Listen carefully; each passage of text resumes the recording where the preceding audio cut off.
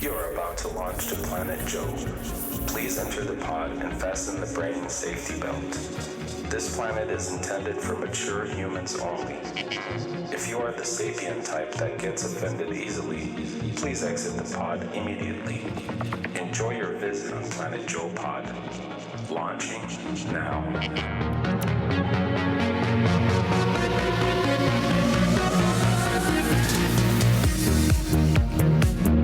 And you made it.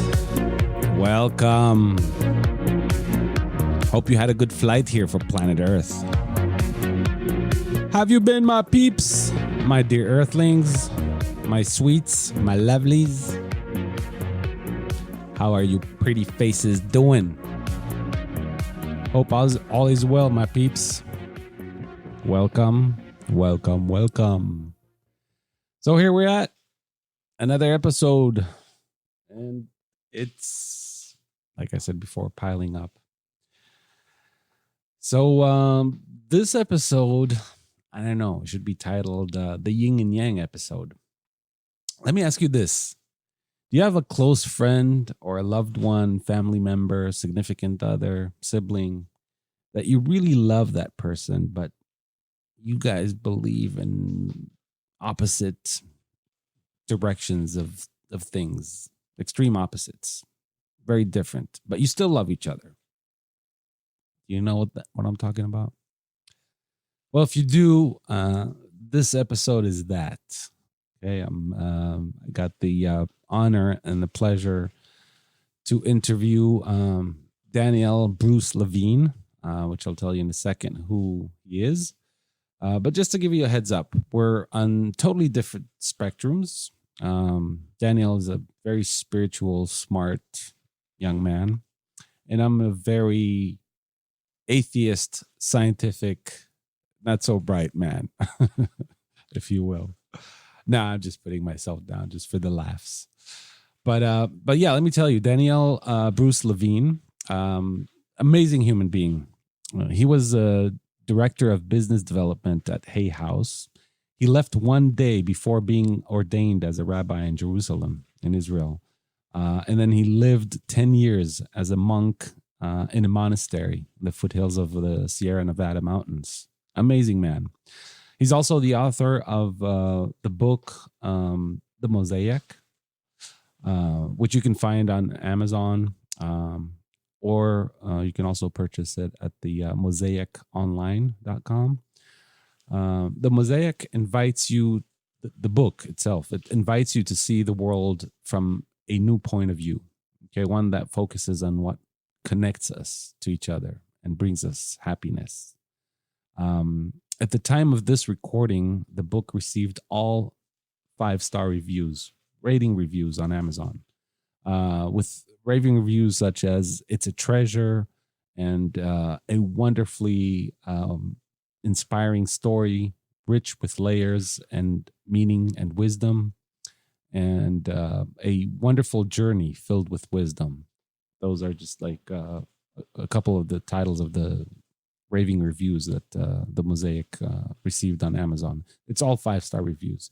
So I haven't read the book yet, but I am going to purchase it, and looking forward to read it. And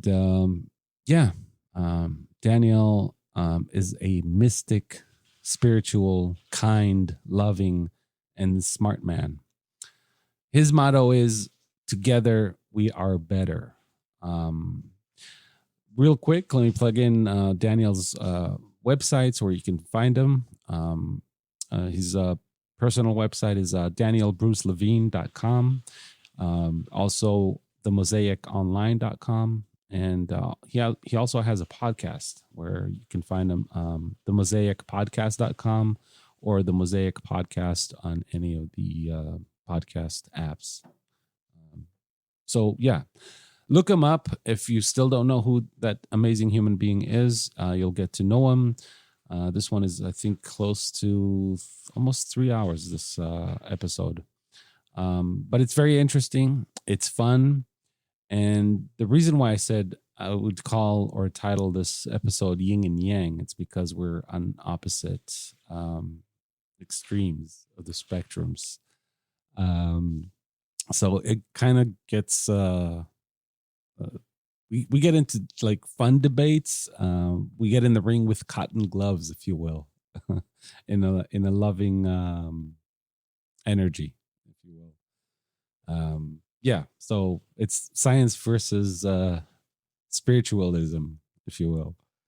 But yeah, I don't even know if it's right to say versus. Like, we each have our own, belief systems, and it was a really, really fun talk that I had with Daniel, and I'm honored. I think I gained a new wonderful friend. So yeah, I'm not gonna waste too much time because this interview is pretty long. Hopefully, you'll enjoy it. Don't be shy to give me your feedback on social media. Tell me what you think. Don't forget to check out Daniel's websites. So after this episode ends, come back to this so you can hear all the where you can find him, his websites and his book, and all of that.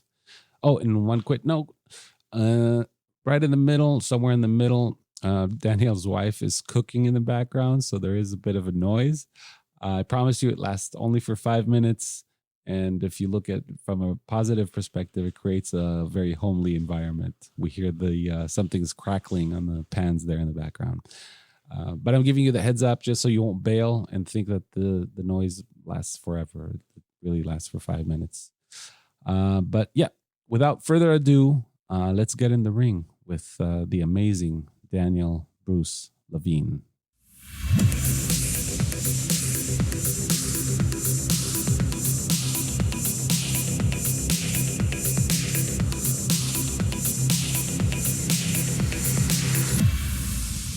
All right, here we at. Daniel, how you doing? Oh, if I was any better, it would be illegal, my friend. Excellent. Well, first of all, I want to thank you for coming along and landing here on Planet Joe Pod.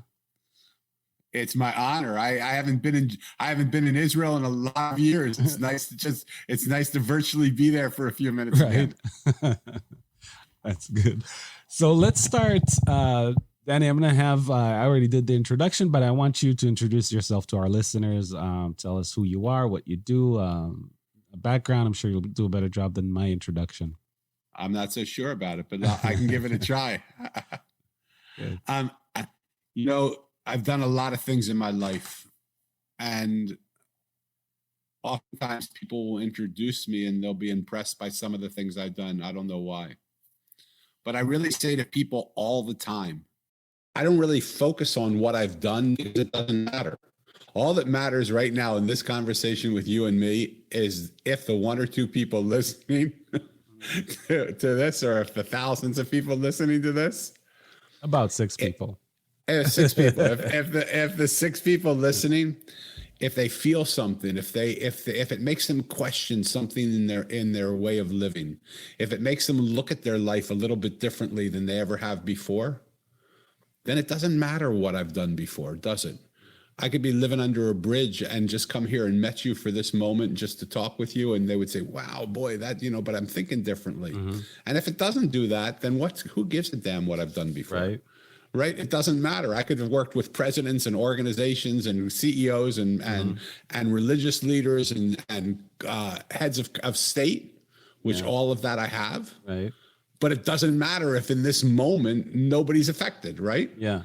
If but what we say doesn't. I'm sure with your knowledge and experience and what you bring to this world, which you do, and you guys are going to hear about all the wonderful things that Daniel's doing and his future plans. But yeah, it's true what you're saying, but I think you're being too humble. Maybe, but after living a life of arrogance for so many years, it's not bad to have a year or two of humility. Yeah. You remind me when I was in, as I told you, I was in food and beverage management for a long time, and that's how I approached resumes. When I got resumes, when bartenders or assistant managers applied, I always said it doesn't matter what's on this paper. Like you can have a background from here to the moon, but what matters is how are you on the floor? How are you with the stat? So I think part of it too is my own impatience with people who are so invested in who they used to be. I meet so many people who tell me all the things they've done. Right. And I remember sitting with a friend of mine over coffee. I hadn't seen him in, 30 years. And he looked homeless and he looked shattered and he looked like completely broken. And I just wanted to love him and say, I'm here for you. I haven't seen you in all this time. And you're like, if I can be here by your side to offer you a hand or to do anything, I'm here. Not because you need help, just because I want you to know somebody loves you. Yeah. But every story he told was about 20 years old. They were almost the same stories that I heard him tell me when they were from before, right? When you saw him. And I looked at him and I said, dude, like, I'm so not interested in that. I know that part of you. And it's probably why I haven't seen you for 30 years, because I'm not interested in that part of you. Like what's happening right now. And he would go back to but the story is that, like when I was with this person and this person and I did that. And so that's why for me, like, it so doesn't matter what we did. What matters is who we are right here. Yeah. It's living in the moment, as you say. And what I love about where I think our conversation is going to go, because of our little green room spoiler, right, is it doesn't matter if you call yourself a religious man or an atheist or a businessman or a homeless man. Right. Who you are in that moment doesn't depend on the terminologies that we give each other or we give ourselves. It depends on how do you show up. Yeah. How are you when you're with somebody? What drives you in your relationship to people? What gives you the oomph to get out of bed? Right. And sort of look at life and see life in the way you see life. Yeah, but don't you think that has something to do with the content of the person, the background, like what they went through life? Or you don't think it has nothing to do with it? You know something? I'm a storyteller. So I love telling stories. Stories are all the things that happened in the past. But at a certain point in my book, The Mosaic, which I wrote a book called The Mosaic. Right, which we're going to talk about in depth a little later. Thank you. Yeah, thank you. Of course. But just to touch on it, like it's basically a fableized story of my life. It's about a boy who loses his parents 2 years apart on the very same day. And when he asks the adults where his parents are, they tell him they're in a place called heaven. So he sets out in search of this place called heaven. And the people that he meets along the way are not those people that you would imagine would be the holy people. They're not the rabbis and the shamans and the priests and the clergymen and the gurus. They're the trash man and the homeless guy and the street artist and the juice man and the waitress and the gardener. And he sits with himself and he says, well, I wonder why I'm meeting these people. Like, here, I'm trying to find heaven. Why am I meeting these people? But when he sits with them and he just listens to them speak to him, when he listens to them tell him their story, the people that he sees after he sits with them are entirely different than the person he saw when he first sat down with them.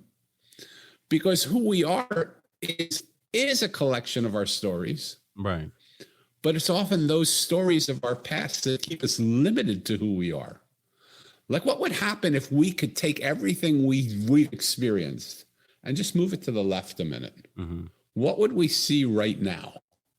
What would be right in front of us if all of our stories from the past were gone? Right. Who's looking back at us in the mirror? And that's the character of the mirror maker.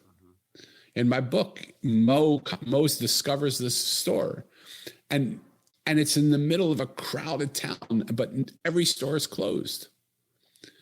And when he walks into the store, the mirror maker knows that Mo has an ability to see things that nobody else can see because nobody sees her store. And she was told years and years ago by a holy man that some boy would come into her store when nobody else could see it. And here he is. And she just watches him walk around the store, and he looks into these different mirrors, and every mirror shows a reflection of something else. And he doesn't even know if what he's looking at is real or it's a reflection of something else. It's a reflection of something else. And finally, she comes up beside him because he stopped at this gorgeous mirror and it's an aluminum mirror with, a bronze mirror with a light that shines on it. And it becomes translucent because the way he sees himself in that is breathtaking. So he stops and he looks at it, and she says, "Did you find one you like?" And he said, "Oh my God, I'm intoxicated by this mirror. I can't believe just the way the frame of it's gorgeous, the effect of it's gorgeous." And so she says, "Then tell me what you see when you look in it." And he starts to tell her all the stories of his life that he sees in there. And she says, hold it. That's not what you see. That's what you bring to the mirror. What's the mirror to show you back? Like, put your stories aside. What would you see if you would only tell me what the mirror is showing you, not what you're putting into the mirror? And he said, "God, I don't even know. I've told those stories for so long. I don't even know who I am. I don't even know what the mirror is reflecting back to me." Well, it's time for people to stop with the stories and allow life to reflect back to them what it wants to show them now. Because our stories, an atheist story or a spiritual guy's story, they get in the way of most of our conversations. Right. Yeah. Does that make sense? It does, but in a way, I'm thinking like our stories actually shape us for who we are right now at the moment. Don't you agree? I think our stories tell us who we were. I think life, if we give it the opportunity, and this is what I do to people. So if you want to know who I am and what I do, I take a look at the way people think, and I say to them, what if it wasn't that way? What if our stories painted our past for us and did a beautiful job of all the memories we have of our life and this past that we've lived? But the moment in front of us has the ability to show us who we are right here in this moment with no story. We don't need a story to see who we are in this moment. Okay, I gotta admit, I'm thinking personally what I've been going through, and I had this is something we actually didn't talk in the green room. Good. It's Bring it up. I lost my sister. I always say my twin sister, but we weren't biologically twins. 2015. She was fairly young, right before her 40th birthday. And this was 10 months after I lost my mother, which was unexpected. And those were the two closest women, closest humans on this planet in my life, especially my sister. So, like, I hear you talk, it does make sense, but my mind is racing and thinking, like, I know that impact made a change of who I am today. It definitely did. How did it make a change today? Today. I 100% get that it made a change. Look, I have had a lot of loss in my life. Believe me, and I feel for you, brother. And I wish I was closer. I would reach out and I would hug you and give you, virtual give hug. you a virtual hug. Okay. Thanks.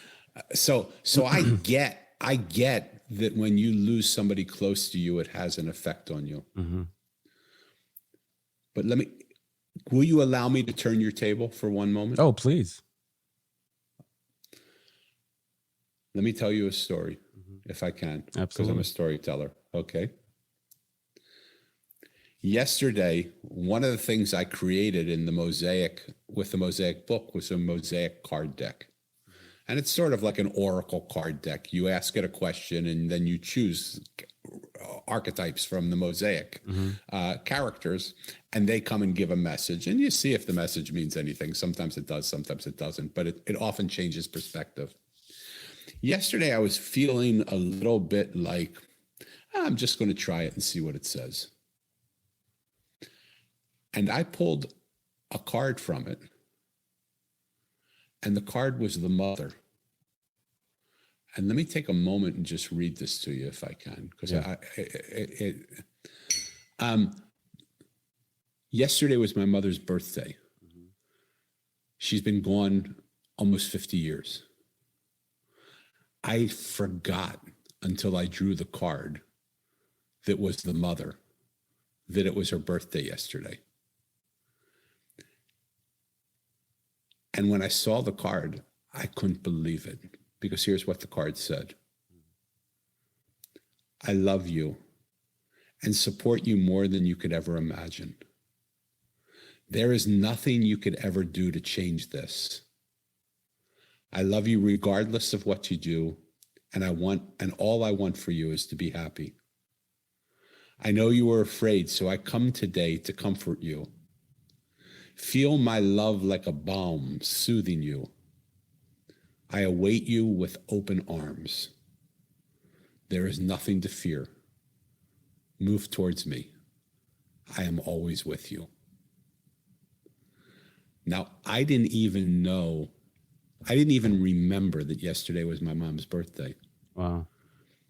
But I believe in that moment, my mom, who passed away July 4th, 49 years ago, so 49 and a half years ago, was as present in that moment to me as she was when I was 15 years old, the day she died. And so what would happen if the story of how badly we were hurt, and I've gone through 49, 50 years. My dad died 51 years ago on the same day. So I've gone through a lot of that pain. Like, where's my dad? I just wish I could dad all my life. I'm looking for where my mom and dad are. That's the whole story of the mosaic. I'm looking for this heaven, right? I'm looking for this whole heaven where they are, where that unconditional love, where I feel their arms around me. They love and adore me. But it's here. Like, she was right here. I could feel her. I could feel like a cold chill behind me. As I read it, I felt like these virtual, like that virtual hug that I wanted to give you. Yeah. Right? I felt that virtual hug just all around me, holding me, and the way she held me, saying the exact words that she said to me. Mm-hmm. And it was from a card that I picked without even knowing remembering that it was her birthday. Yeah. So, like, what if the world isn't the stories we made up? What if the stories that we have, I know they're somehow comforting, and they give us some sense of peace. But I have a story that I've been holding on to of blame and shame and doubt, because I believe if I forget that story, I'll go back to do it. But that's all BS. Mm. It's just a stupid thing. Like, I made a mistake some years ago. Like, how many years do I have to keep punishing myself for that story? Right. I lost my dad, but he's like right here. I've had so many people who can see things that I can't see say to me, who's that man that looks just like you with dark hair right behind you? What do you mean by that? Like, literally? Literally. They see my dad literally behind me. Mm. And it freaks me out. Like, I don't like, what do you mean? What do you see? You see my dad, but I'll say, tell me what he looks like. They said his hair is pushed back like that. It looks like he has Brill cream on it or something. It's jet black. He's about your size and shape, and he's like your height. And he has your eyes. And I said, that could be maybe that's my dad. I don't know. They said, but that's what is he saying? He's saying he's your dad. He's saying he's right for you. Like, don't. He loves you. He's watching over you. He's taking care of you. He hasn't left. Just because you can't see him doesn't mean he's not there. And in my book, The Mosaic, my search for my mom and dad ended up being at the end of the book, Mo, the main character, sees the face of every character that he met in his dad's face. As he sees his dad again, his dad's face takes on all those faces. And he says, see, nothing is as it seems. This world isn't what you think it is. I was in every one of those people because I wanted you to know how much I love you and care for you, and I'm not gone. Now, I know it sounds like airy-fairy and woo-woo and all that stuff, and maybe it's BS, but maybe it's not. Yeah, we can't know for sure, but I think there mountains of evidence show that it's all stuff that we make up to make ourselves feel more comfortable. Or less comfortable. In this case, sometimes it's less comfortable. So I would take that less comfortness over the reality that I believe in, that we just cease to exist, we're not going to see each other. They're not around. There's no spirits. Like, that's my belief. And I think But that's why? much more harsh. I would definitely, so many times I said to myself, like, because I was a believer when I was much younger for a long time. And I know what it's like being there. And it's that constant comfort that even when shit happens in life, you're like, it's God. There is an explanation for it. But it's all, this is my belief. Again, I'm not, trying to be Totally. disrespectful or anything, but it's all, I believe it's all in our head. I believe we made up these stories it gives us that comfort. Okay. I believe that's why religion was invented. That's why we invented God. So it really comforts people that believe, and they lose their loved ones. The pain is minuscule compared to, I don't know, maybe it's wrong to compare pain. Pain is pain, but there's still that comfort that, like you said, our loved ones that passed are still around us. We're still going to see them. I think that comfort is, I would pay anything to believe that. But I honestly don't believe that. And I think like science kind of like nothing proved it, but there's more proof that it's impossible. So I don't know what science you're talking about. Mm-hmm. But right now, the science of today is the science of quantum physics. Right. And the science of quantum physics is talking about the world that we believe in and we give all of our certainty to as a world of form. But when you take a magnifying glass and you look at your body under a powerful magnifying glass, there is no form in your body. You cannot find form in your body. What you find is molecules spinning. You find atoms and protons and neurons, and I'm not smart enough to know all the things that you find. Right. But you do not find solid matter there. You find energy spinning around.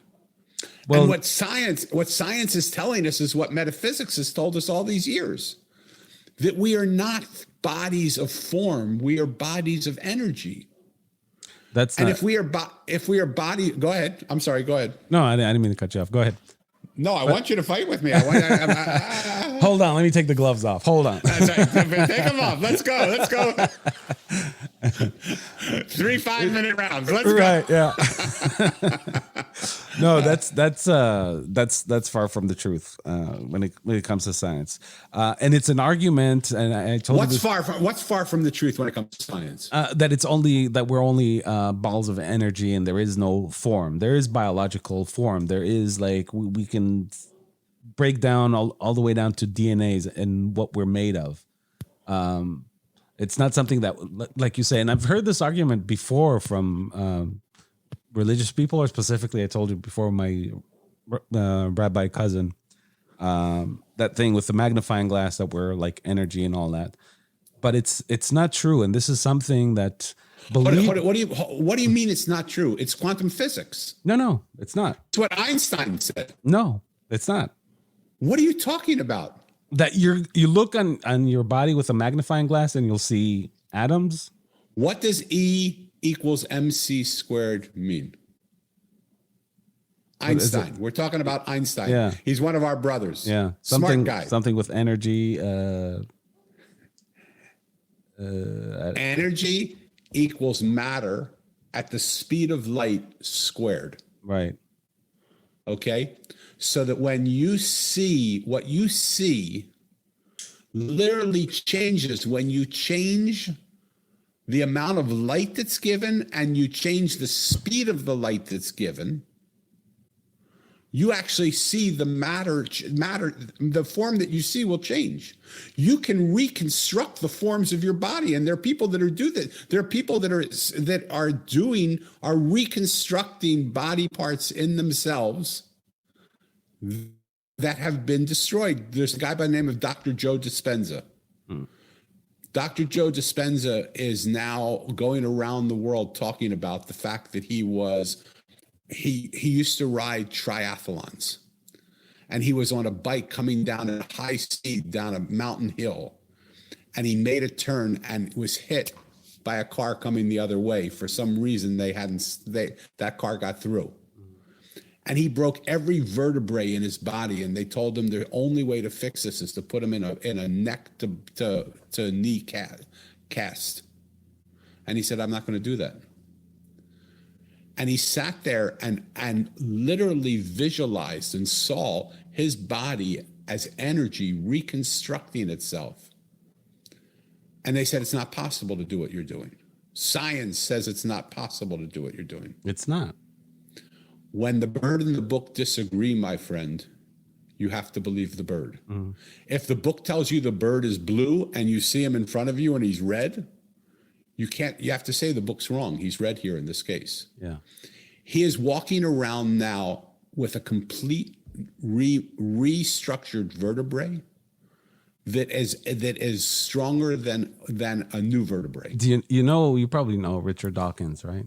Yes. Yeah, he did a research on all those what believers call miracles, and he breaks it down like he's much smarter than I am. He breaks it down to the T when it comes to randomness in the universe. That those things even happen with random animals. A bird can, break a wing or fly down and breaks the bones, and 1 in a million they get up and their bones are recovered. But yeah, he explains it better of randomness in the universe. But for us humans, we consider it miracles. But there is no such thing. There's no science prove, or it's not measured where someone can actually think and change their biological form. Are you aware of quantum physics? I'm aware of it. I don't know much about it. Do me a favor. Promise me we won't bore people on the show, because I'm completely happy to agree to disagree with you. Mm-hmm. But when you say it's not real, the discoveries and the parameters of where science has gone in the field of quantum physics will make your statement of what you are saying now, you'll want to go in and edit it out, because you won't want people to think you're crazy.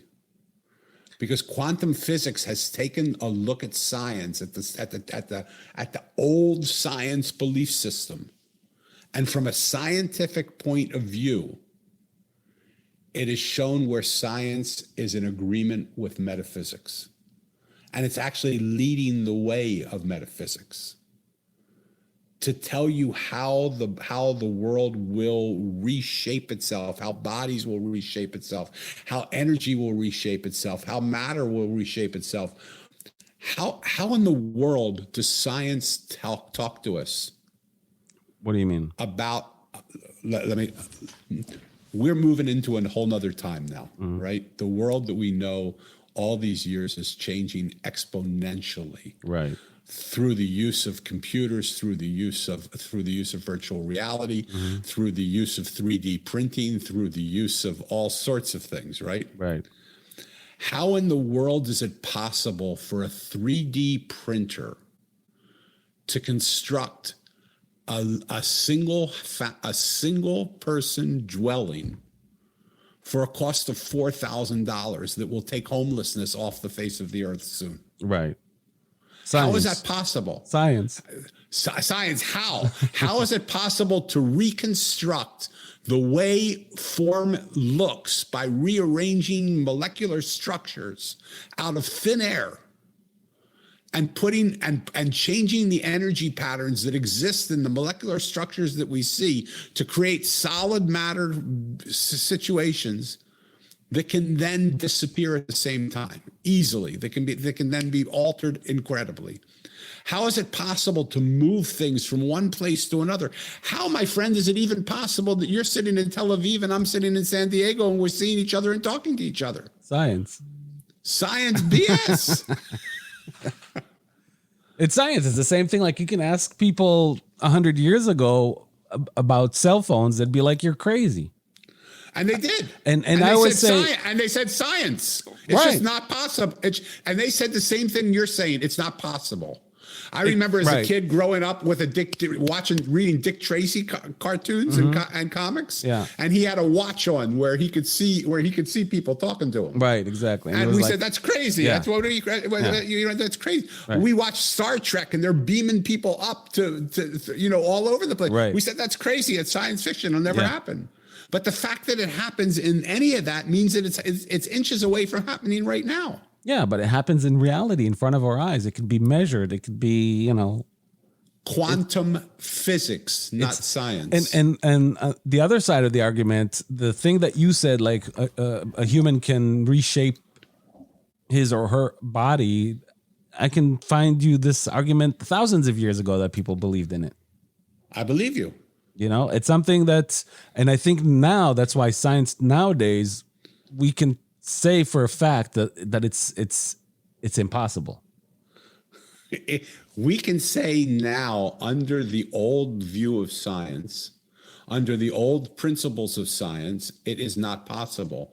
But quantum physics is bringing science to a place where scientists themselves are looking at science and saying what we believed before was impossible is now possible. That's the beauty of science. I think that is the beauty of science. And so I'm not saying that quantum physics is some metaphysical miracle thing. Mm-hmm. I'm saying it is science, but it's the science of reconstructing atoms and molecules and light and space, and allowing us to reshape the way we see things. We will soon, my friend. Do you want to go weird for a while? Go for it. We said all bets are off on this one, right? Let's go for it. Okay. We have been the most intelligent species on the planet since our creation. Right. We will soon be the second most intelligent species because artificial intelligence is already dwarfing us. Yeah. And we will soon be the third most intelligent species because we're going to have intergalactic intelligence coming in. We're going to have species from other planets coming in. Which, according to Elon Musk, we won't make it that far. We'll be eliminated by... Well, if once we we're don't make second, we'll be like ants for AI. But that's not true. There are people. Here's the beauty of the moment we live in. If we continue to be ostriches and bury our head in the sand, and I don't mean to say you're an ostrich burying your head in the sand, but I want to tell you you're not burying your head in the sand. But I love you, okay? If we continue to hold on to old belief systems in a world that's rapidly changing and exponentially growing to a new belief pattern, we will be gone in moments because we won't be able to comprehend the changes that are happening. But if we, as a mosaic, and this is not what my book's about, but it's about what the spaces between the words in my book are about. Like, my book doesn't only speak to you in the words and the beautiful stories it tells you, it speaks to you in the spaces between those words. Right. Okay? And in the spaces between the words, what we have to come to grips with now is the fact that the world around us is changing so quickly that if we don't adapt with it, we will not remain with it. Right. Absolutely. And so there is a place where there is a mosaic of human intelligence, artificial intelligence, intergalactic intelligence, where all the three components of those, and maybe other intelligences that we don't even know exist yet. But we know those three exist, okay? But we're living as if we don't. We're living saying same old thing all the time. This is what it always was. This is what it always will be. This is how it's been. But it is not, my friend. It's changing right before our eyes. Yeah, but no one's saying this is what it's always going to be like that. We are actually seeing the change that's happening, especially in the last, couple centuries. We're realizing with all due respect, if I can call you on BS. Oh, please do. And you can say bullshit. You don't have to say it. This is a rated R/rated X show. So, okay. With all due respect, let me call you on your bullshit. Please. Okay. At least you're bullshit to me. And I love it. Yeah. Okay. And I love that we can have this conversation. Exactly. And I'm saying it because I love you. Okay. But when we go back to the fact that science is science is science is science, that is holding us bound by belief systems, just like my parents passed No. away, holding us back to belief systems. It's not a belief system. Science is not a belief system. Science, what is it? You just said it. What is it? What is science? Science? What is science if it's not a belief system? It's studying and measuring facts and reality. And you just admitted it a few minutes ago. You said that's what you love about science, that science is not afraid to change its perspective, its studies. Science is the only body that is not afraid to say we were wrong. I never said science is the only body. Those are your words. No, that's my words. But you admitted that you said that it does change, like science. What I did say is I love that scientists are starting to develop new practices in science that make the old practices of science obsolete. But that is science. Fuller, but it's not science. Not the way science is about changing. That's the difference between religion and science. Religion, take Judaism, or any religion for that matter. Go back since it was created in my book, the beliefs are the same. They don't change, right? It doesn't change. And I always say my argument is this: if the whole planet, if every human being on this planet would believe in I don't know, let's take Judaism, we would still be living in caves and praying to God to cure us from flu. Science came up and asked questions, and they were wrong, and many people died while they were innovating when it comes to medicine, for example. And so far, I'm saying science proved to be right, even though there are mistakes, of course, with science. I'm not saying there aren't, but science brought us to where we're at today. Only science. If it was religion, we would still be living in caves. So religion, praying for rain. Maybe. And I love where you're going, because I believe the evolution of science has allowed science to continue to allow us to evolve. Right. I also believe the evolution of religion has allowed our religiousness to evolve from a place of form, which is churches and synagogues and mosques and temples, to a place of spirituality, which is a place of energy. And the beautiful mix that I'm trying to share with you today is that when you look at spirituality, not religion, and when you look at spirituality as the evolution of religion, and you look at quantum physics as the evolution of science, you're looking at words that are saying the same thing in different words. And if you would allow the evolution of both things without holding them bound, just like you don't hold science bound to the mistakes that it made and all the calamities that it caused, and you allow it to evolve, allow religion to evolve into spirituality, because they're both leaving form-based realities. They're both leaving the fact that this is the form that things took, because we in Indian teaching, not feathers but dots, from the East, the Indians talk about 4 different periods of time. We've been living for the last 2,400 years, or 4,800 years, in a period of time called Kali Yuga. Kali Yuga is the lowest possible form. It's the place where we forgot that we were more than just these bodies. We thought everything was form. We thought the desk is the desk and the body is the body. And that, wow, how could we ever have a conversation like this? Because there's no way that I can see you, because how could we see each other? We have moved very, very, in the last 100 years, we have started to transcend from that Kali Yuga place to an area of time called Dwapara Yuga, which is the age of energy. When the age of energy comes, science becomes a part of the age of energy. Religion becomes a part of the age of energy, because it's now seen through the lens of energy. And energy now changes the way we see everything about what we're doing. It'll change the way we deal with our families. It'll change the way we have relationships. It'll change the interactions we have. It'll change the business deals we have. It'll change the way we bring peace to the world. What do you mean by that? Energy will change the way we see things. The evolution of religion through the lens of energy is now called spirituality. It was always spirituality. It was not always spirituality. So you're saying Moses wasn't spiritual, wasn't about spirituality? Moses was religious. And Jesus, religion, Muhammad, I don't know, pick one. Jesus, Muhammad. They weren't spiritual?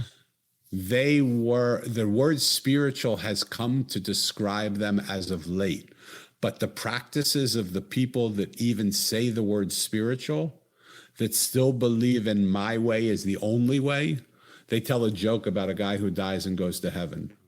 And he's being shown all around heaven. He's shown the heavenly junkyard of all the things people wanted to be given, but couldn't be given because they wanted something else. And they come to this walled off section, and they say, and the guy says, well, why is that? What's there? Why is that place walled off? And his heavenly guide says, shh, fill in the blank. The Jews that's where the Jews are. They think they're the only ones up here. Or that's where the Catholics are. They think they're the only ones up here, right? Right. And you can call it spiritual, but that's not a spiritual practice.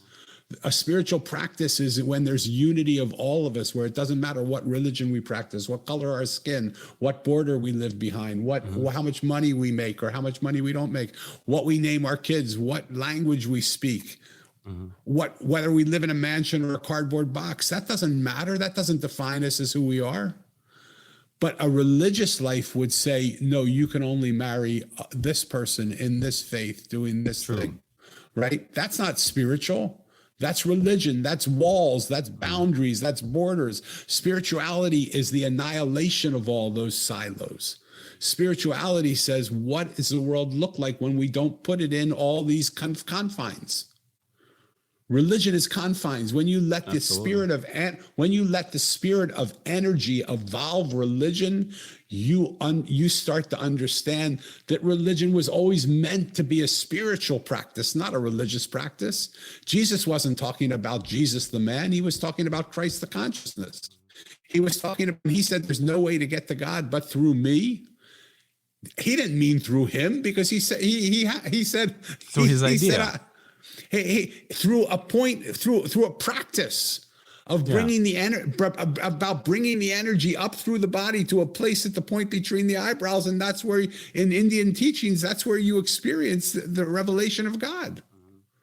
You see him. God isn't a guy that looks like me he's better looking than me, with a big white beard up there. God is a consciousness. God is the consciousness of all of us together. God is the mosaic of all of us when we come together to create something beautiful, because we do it together.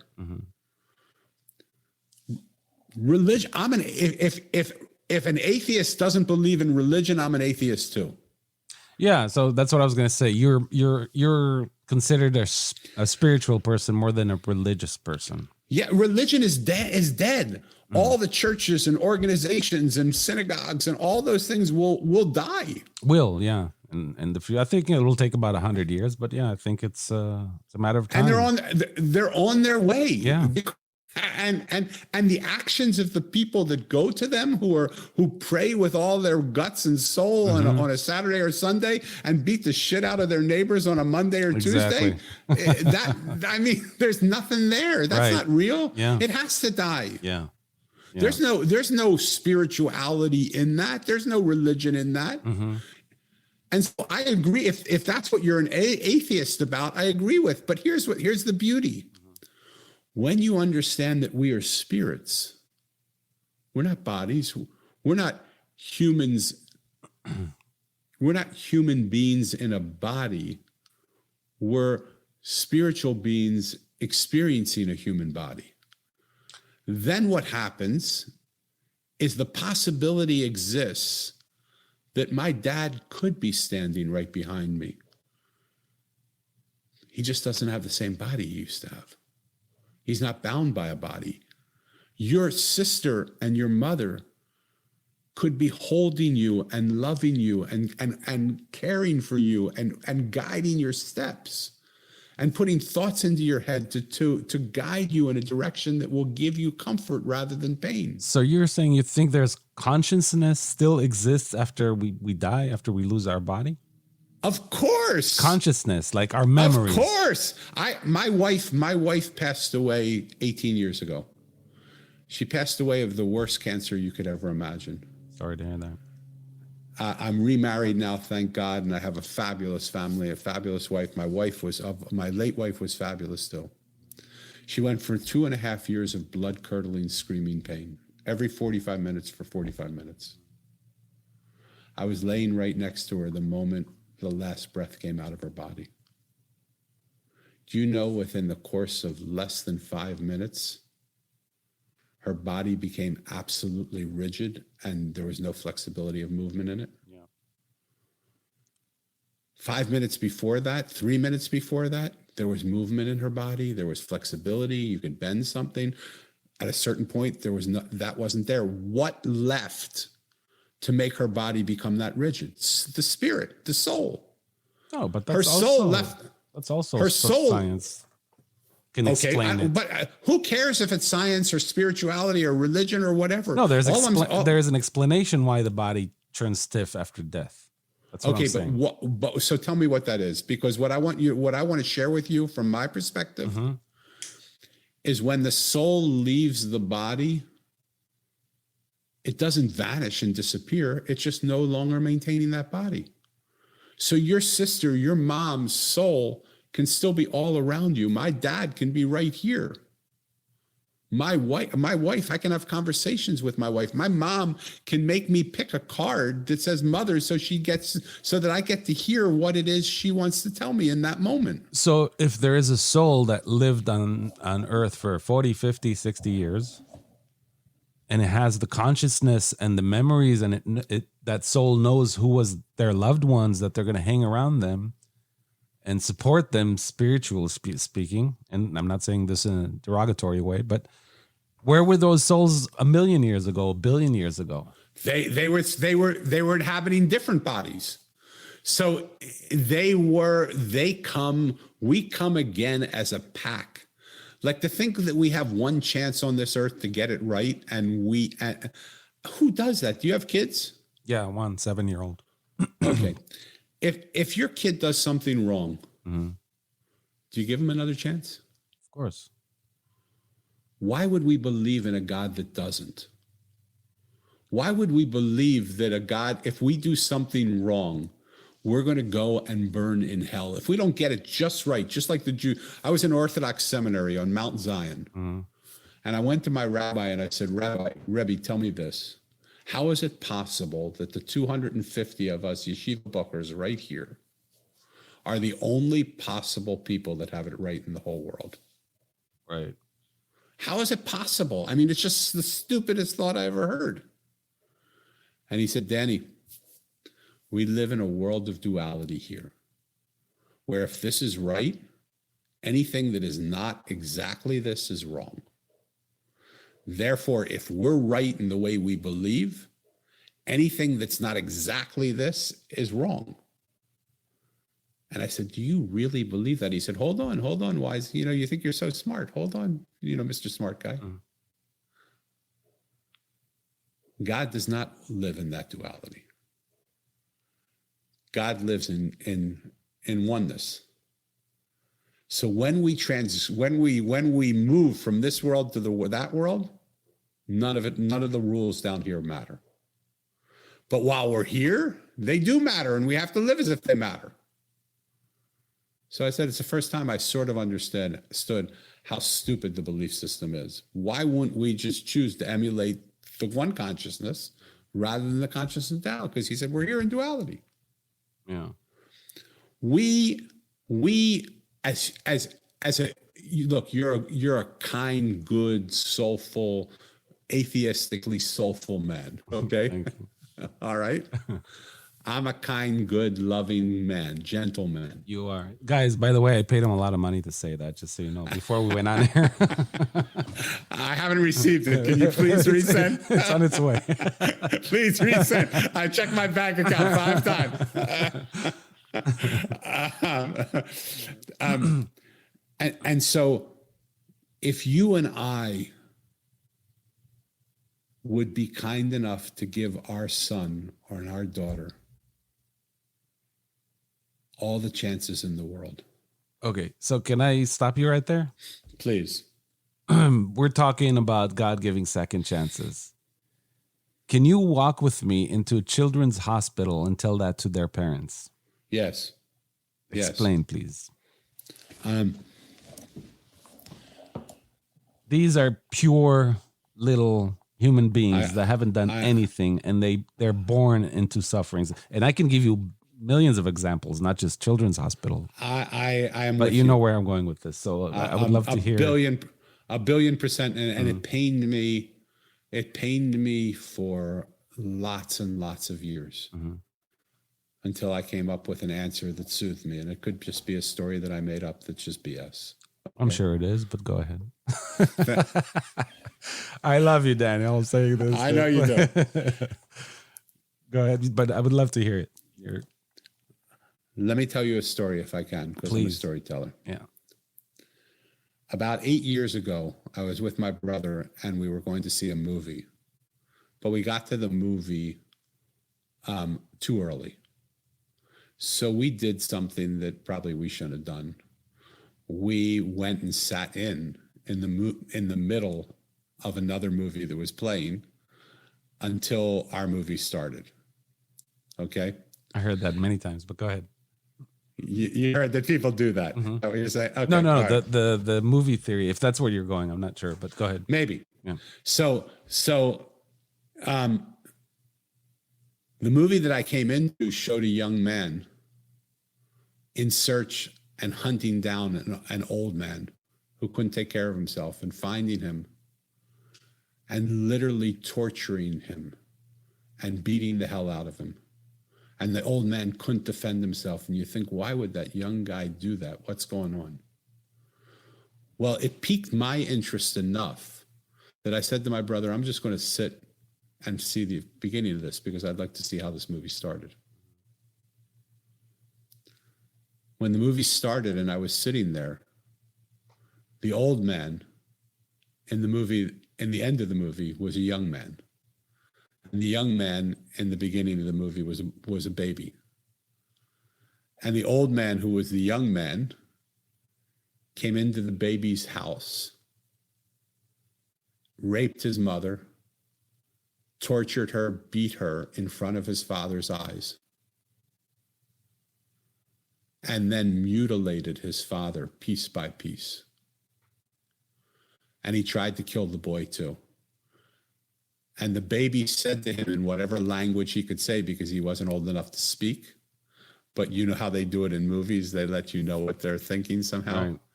He said to him, you better kill me, motherfucker, because if you don't kill me, I'm going to find you somewhere along the line and I'm going to destroy you. When you come in at the end of the movie, the actions make no sense. When you see the movie from beginning to end, they still aren't maybe the right actions to do, but you understand them a little bit more. So if you believe in a world where this is the only time, where we're born here, we live our life and we die and God knows where we go, then I understand everything you're saying. Yeah, but can I counter that? Yeah. Hold on. Let me just finish. But I don't believe in a world where we come and play one time and then the game's over. I believe we come into a world and we are reincarnated over and over and over and over and over and over and over again.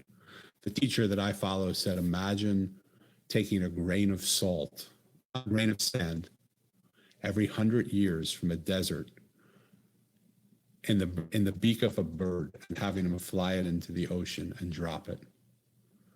The amount of time that it would take for the bird every 100 years with one grain of sand to make the desert to make the ocean into a desert and the desert into the ocean is the amount of lifetimes we live here.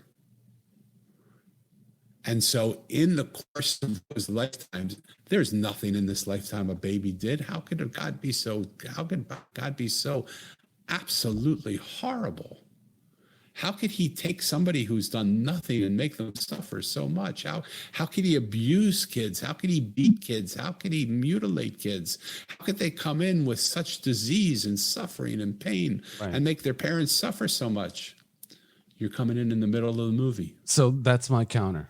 First of all, this is a description of a very vengeful psychopath God. First of all. Second of all, like I said, I heard this argument over and over again. Specifically, I don't know why us Jews love this argument of the movie. I hear that a lot with... I actually saw that movie. I did see that movie. Yeah. But it's an argument with my rabbi cousin or my, religious friends that we're having debate. They always throw into the argument like it's if you walk into in the middle of a movie, you don't know what happened before, so you can't feel bad for those kids. And my argument for this, first of all, you're comparing a life to a movie. So that, to me, that argument goes out the window.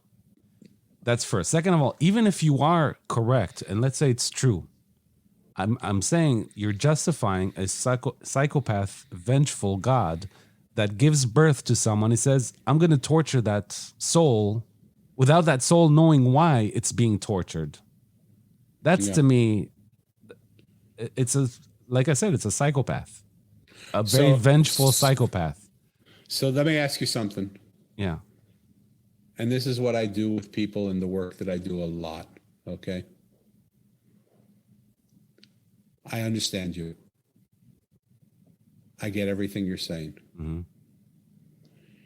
Is there any possibility that there's even the smallest possibility of another possibility that could be happening in what you see? Or is that the only possible possibility that happens the way you're seeing it? Everything is possible. Okay. Everything is possible. Stop. So with that in mind, mm-hmm. let's take the completely rational, beautiful story that you tell. Remember, there's stories. Let's take that story of how vengeful and terrible and spiteful and psychopathic the God must be to do that, to torture people. And let's say it's true. Let's not fight that point. Okay. I mean, it might be true. Okay. Let's just take it and put it. Why worship? Hold on. Stay with me. Don't answer me before I'm asking you. Okay. Let's take that story and let's put it over here to the side. And let's allow ourselves a window to look at it and see there might be another possibility. What would that possibility look like? What would that possibility, that there's always a possibility that it's different than what I'm saying? What could that possibility be? Be trillions of other possibilities. Okay. Endless of scenarios. Create one of them for me. Without taking out the vengeful God? Put all of that story over here. Okay. And look at the same thing we're looking at. Mm-hmm. Like what you're saying is let's say what you're saying is probably true. There's a 97% chance that exactly the way you're seeing it is the way it is. Okay. Let's not even fight the facts of that for right now. Okay. Let's take a look at what the other 3% possibility would be that is different than the story that you're telling. And play out that story for a minute, if nothing else, just to give yourself the ability to see life through another perspective, to see other possibilities where there are no other possibilities. With existence of a deity? With whatever it is that you want. All your story is to the right. But I'm saying I can give you possibilities with no deity, or you want possibilities with deity, but not with that story. I don't even want a real possibility to come out. Mm-hmm. All I want you to do is know that there's the possibility that there are other possibilities that are there. They may only be 3% possibilities, but you know something? I have a dear friend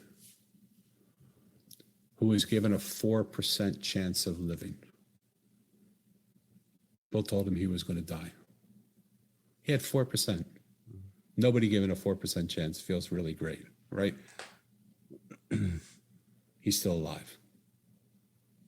Because 4 out of 100 people live. 96 out of 100 people die in that same situation, but 4 out of 100 people in that same situation live. This is where we differ. You're looking. I want you to. You're looking at how. Go ahead. Go ahead. Well, I just want you to look at what that 3%, what that 4% would look like, because 4 times out of 100, that is the reality. Even if what you say is true 96% of the time, 4% of the time, there's another truth. So this is where I'm different. I care about the 96 people that died. I get That's it. where I'm frustrated. That's where I'm like, why? If you really cared about, stay with me now. Yeah. Don't just fight. Don't just fight me for your sake of fighting me. You're welcome to do that. No, also. not at all. Okay? I'm just saying that this is where that's how my mind thinks. Like, if you really cared about those 96%, yes,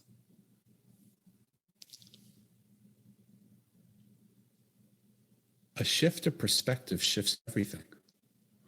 When we see the world differently, the world we see is different. Absolutely, I agree with that. Well said. Then what we would do is we would give them the possibility that even though 96%, like, look, 96% of the people are going to die having what you have. Mm-hmm. It's like you've been given a shitty deal. But here's what I want to know is, why do those 4% live? I'm committed to helping you find that 4% solution. I'm committed to staying with you and being with you and working with you and loving you and carrying you with you and being here with you and doing this with you until we can figure out how to get you that 4%. Because what I believe is, the more people we can turn to 4%, the more the 96 becomes the 86. The more people we get into now the 14%, the more the 86 becomes the 72. The more people we get into the 28%, the 72 becomes the 51. The more people we get into the 49, the 51 becomes the 25. I see what you're saying, but what you're saying is basically our thoughts can actually change things that are out of our control. I'm saying that if it happens for somebody, it can happen for you. And what makes that possibility happen for somebody? Why would you believe it's not possible for you? Because it's just a story that the world has put on you, that the story is that 96 out of 100% of people die. And I'm sorry, friend, you're going to be one of those 96. There's not even a chance you're going to be that for. We're all going to be, though. We are all going to one day be the 96. Right. We're all going to die. Yeah. Except, now let me play with your mind and mind hack you even more. Okay. Do it. Do it. Bring it on, my friend. If you believe in the reality that I know, I don't just believe this reality, I know it. 100% of the bodies that exist in the world today will die. Right. But my mom, who flipped over that card for me 50 years gone, that will never die. My dad, who people see when they look at me, who can see things that I can't see, will never die. So why would we choose to believe in a reality? Because it's a choice. Why would you choose to believe in something that is ephemeral, that's here today and gone tomorrow, when you can actually make contact and feel and experience and talk to and listen to and hear? Anyone can. Anyone can. Doesn't make it true. Do you believe in ghosts, Danny? Yeah, I probably believe in ghosts. Do you believe in aliens? I believe in aliens, yeah. I don't say that I practice the belief. I don't talk to ghosts. I don't do that. But a ghost and a spirit, what I'm talking about, when I was sitting with my wife and her body went rigor mortis,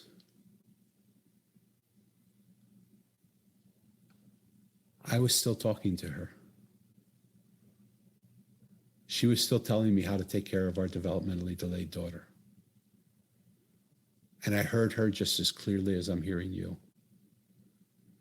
It wasn't coming. It wasn't coming from the cold stone broken body that was laying next to me. Mm-hmm. So let me flip it over to you. Do you think is there a possibility that it's all in your head, that you're creating that script, and it's not anywhere near truth? The possibility has to exist. Yes. Right. Yeah. And this is what has been done. A lot of research about those things. I don't know if you heard about the book, The Soul Fallacy. I forgot who the author was. I read it a long time ago. No. But they basically brought in research from different, scientists and whatnot of spirituality and souls and all that stuff. But they brought in like amazing stuff that show that people forgot there is a type of a disease that people believe in inanimate objects, that they're like very they have like enormous power that changes their lives or whatnot. It's a type of sickness. But they did brain scans on them, and they did brain scans on religious people, and they did brain scans on, I think, people that meditate or whatnot. And they saw almost the same, the brain waves and the scans showed almost the same from those people who are believing in an inanimate object and those people who believe in a God. And basically, like, to wrap it up, I don't really remember all the details of that research, but what it showed, and it's been proven with other mental illnesses, that if someone strongly believes in something that does not exist, but if they truly, truly believe in it, it does change their lives, like in a good way. Yeah. I'm not saying it makes them psycho. Yeah, exactly. It's called placebo effect, right? So what they're saying, I'll never forget this quote. If you pray to a lamp in your house and you truly believe that lamp is listening to you and doing things to you, good things will start happening to you. And that has to do with, positive thinking and all that stuff, the power of the mind, of changing our perspective, but it's all the script that we're writing. We're not changing anything in the outside world. It's all our beliefs. And then again, when it comes to religion, take a Muslim or a Christian or a Catholic or a Jew, they believe in totally different things, but they all say the same thing, that it helps them, or they look at the good things, it comforts them. They really have a good life. Most of them do, right? Because they have that comfort. And this is what science has been proving. Science is not saying it's not a good thing, or, but science is saying it does not exist. There is no proof that it exists. But for the human that believes in it, it does exist. And that's why I asked you if you believe in ghosts and aliens. I was hoping you'd say, no, I don't, because I don't see ghosts. People who believe in ghosts, they see ghosts. They talk to them. Ghosts chase them everywhere they move. They're in their lives. And people who really believe in aliens, they've been abducted by aliens. They've seen spaceships. It's in their universe. By it, but I can't believe that we're the only planet in the world. Oh yeah, I don't in the universe that me too. That had okay. So let me come back at you then, because I get what you're saying, and to me, in some ways, I was there. By the way, I was a believer. I felt the power of God, quote unquote. So I know what it is. And I know you mentioned that before, and you mentioned that it brought you comfort, and now you don't have some of that comfort, and there's pain, and I felt there was some pain. There was some pain in that, in the reality of the non-reality of what you believed in. You went from feeling comfort to pain. And so the question is whether that statement's true or not. No, it's not. Let me correct it. I've never had, I've been an atheist for many years, way before I lost my mother and sister. So there was no pain. Actually, I had moments that it was peaks of happiness that I realized of my life. It was best 5 years of my life was when I was in law enforcement. When I really felt like I'm making a difference. I'm helping abused women, abused children. I'm making a difference in my community. So let me catch you before you go on, because what I heard you say, and we can play it back and find it on the tape. No. So let me finish. Is what I wouldn't give for that feeling. Okay. I was talking about after losing my sister. what I wouldn't give for that feeling right. of belief That's that she's when I still here said, with me. Yeah, that's when I said, after losing my sister, I said what I would give anything to believe, because that pain of living with that reality that I know I'm never gonna. She ceased to exist. When I cease to exist, there's no spirit, there's no energy of her. It's done. So And would that you pain of that reality is that's what I was talking about. So it's easy to say I would give anything, but here you have the possibility to give something. But I don't see you're willing to give that because you're so committed to the story you've made up. So I have proof for you. That, listen to this. And I have this whole story in one of my episodes of my podcast of losing her. You know where I was when she took her last breath? At a synagogue, praying. Okay. And honestly, if she would, again, it's today I know it, randomness. If she would come out of it and survive, I made a promise. If there is anything out there, today I would be a full blown Jew with Orthodox the yarmulke, Orthodox, right. full blown. I was like Chassid all the way though, Danny. Because your love is conditional. Yes, but I was committed not only to that. I was like, not only I'm going to convert like hardcore, I'm going to convert 10,000 people. That's what I'm going to go like something, just save her. And that's why I went praying and I did the whole thing. And when she didn't get saved, then you turned against him. No, it's like, it's the same thing that I would tell you turned against Santa Claus, if that makes sense. I didn't believe it existed, but I was like, I don't know. Give me proof. You don't believe in Santa Claus? Is that what you're trying to tell me? Wait, Santa Claus is real? Like, look at me. People think I'm Santa Claus. No, but if you get my point, it's not. I had nothing to go against because I just know. I know it doesn't exist. That's not true. But I was willing. And real quick, let me shove this in. And I said this in my podcast. It's not only the Jewish God. If someone would tell me believe in the devil, believe in Muhammad, believe in a walking clown who talks gibberish and you have to speak gibberish for the rest of your life, I would go all the way for that too. All the way. Does that make sense? I knew there's nothing existing. To this day, I know that I had nothing to turn against. It's not that I'm pissed off or angry. I was just like that before. Many debates that I had with my sister too. She was a little bit of a traditional believer.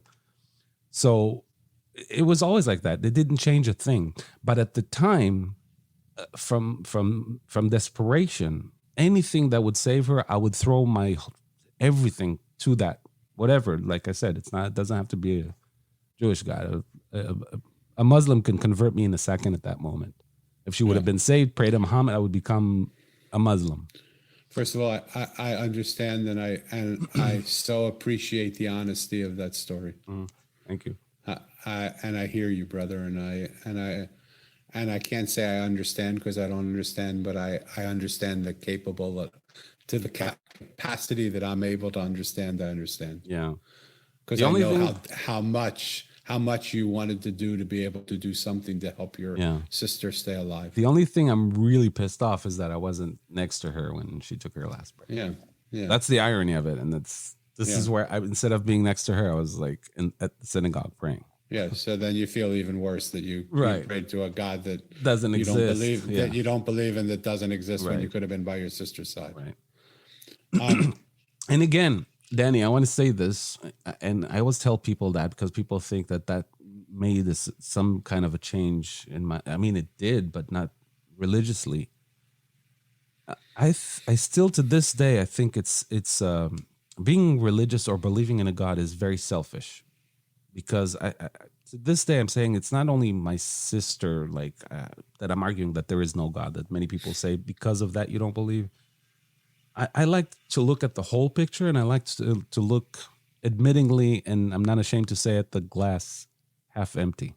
I like to look at that and analyze it too. For God's sake, you're Jewish. What? That's how I think it's in our DNA when we're brought up, right? But I think, religious people or people who believe in things, that they only focus on the glass half full, which is fine and it's beautiful, but it's totally turning your back to reality. It's totally like avoiding what's happening in the world and all the shit that's happening in the world on a daily basis.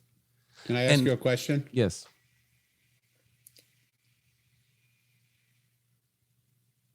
That's a good question, Danny. I don't know how to answer that one.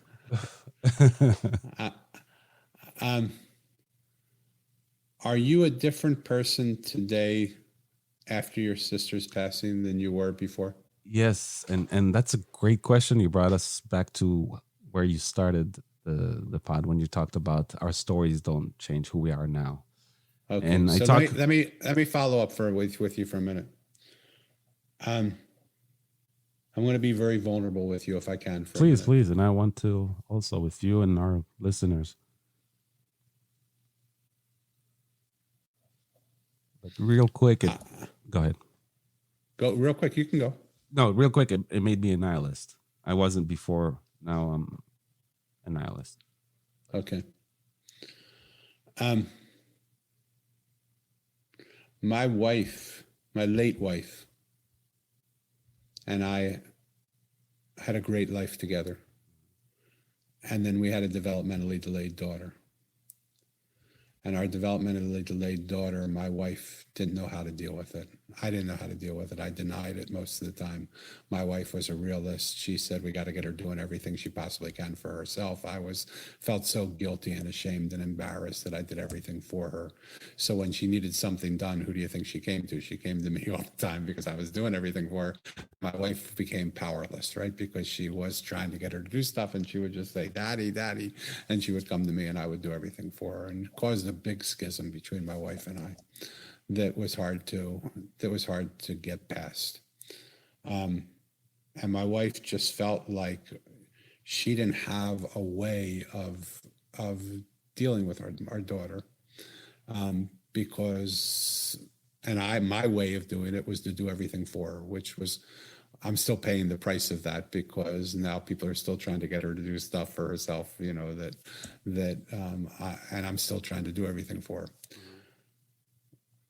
Because of the schism that made between us, I was a major spokesperson against people having extramarital affairs. I didn't believe in them. I thought, like, once you make a commitment to somebody, the integrity of who you are as a human being holds you accountable to that. I'm not a good-looking guy. I'm not very smart. The only thing that I had going for me in my mind was my integrity. And lo and behold, my big mouth speaking against it so much brought me into the very situation that I condemned the most. I was standing in front of a market, and a woman walked past me, and as she walked past me, some of her DNA literally lodged itself in my body, and some of my DNA literally lodged itself in her body. And we both stopped. We didn't know each other. We'd never seen each other. We looked at each other. We went, holy shit, what the fuck just happened? Pardon my language. Wow. Right. And I looked at her and she just said, this has never happened to me before. I said, nor I, but I'm married. I have a kid. Just keep walking. Like, we will never see each other again. There's no doubt about it. I don't believe in this. And as much as we tried, the situation put us together. And when I believe that we're in trouble when we have two opposing core values that we believe very strongly in that oppose each other. We can't win. That we can't win, and we can only lose. And I had a core value of needing to feel and wanting to feel loved in a way that I had never felt loved by some inside me, not outside of me, and a core value of wanting to be a man that has incredible integrity. My integrity stood no chance. In that battle, I tried to give it a chance. I tried to fight for it. I tried my very best. It stood no chance. I had an affair with that woman. Nature always wins. Nature wins. My wife, from that affair, developed stage 4 breast cancer. 10 months after that affair, I told her. Now, I'm not saying, people would say to me, well, you didn't cause that cancer. I believed in my heart of hearts that 10 months after I told her about it, she had stage 4 cancer. That woman, I said, I'm going to stay with my wife because, you know, she's going to die. I see that she's going to die. She lived for about 6 years beyond that. But the woman that I had the affair with was so upset with me for not choosing her that she filed a lawsuit against me, the community that I was a part of, saying that it was sexual harassment. Whoa. That I mean, it was ugly. It was, Wow. and it went into the papers, and it went into all fuck? forms of media. So while my wife was in blood curdling, screaming pain for 45 minutes, every 45 minutes, Shit. all day, all night, I was also engaged in a lawsuit with the community that I believed in, the founder of the community that I believed in, the teachings that I believed in, and lawyers that were telling us we were the biggest piece of shit you could ever imagine. So the only space that I had for myself that I wasn't in the frying pan or in the fire was the 2 hour and 45 minute drive from where I lived to where the court processes were being held. Okay.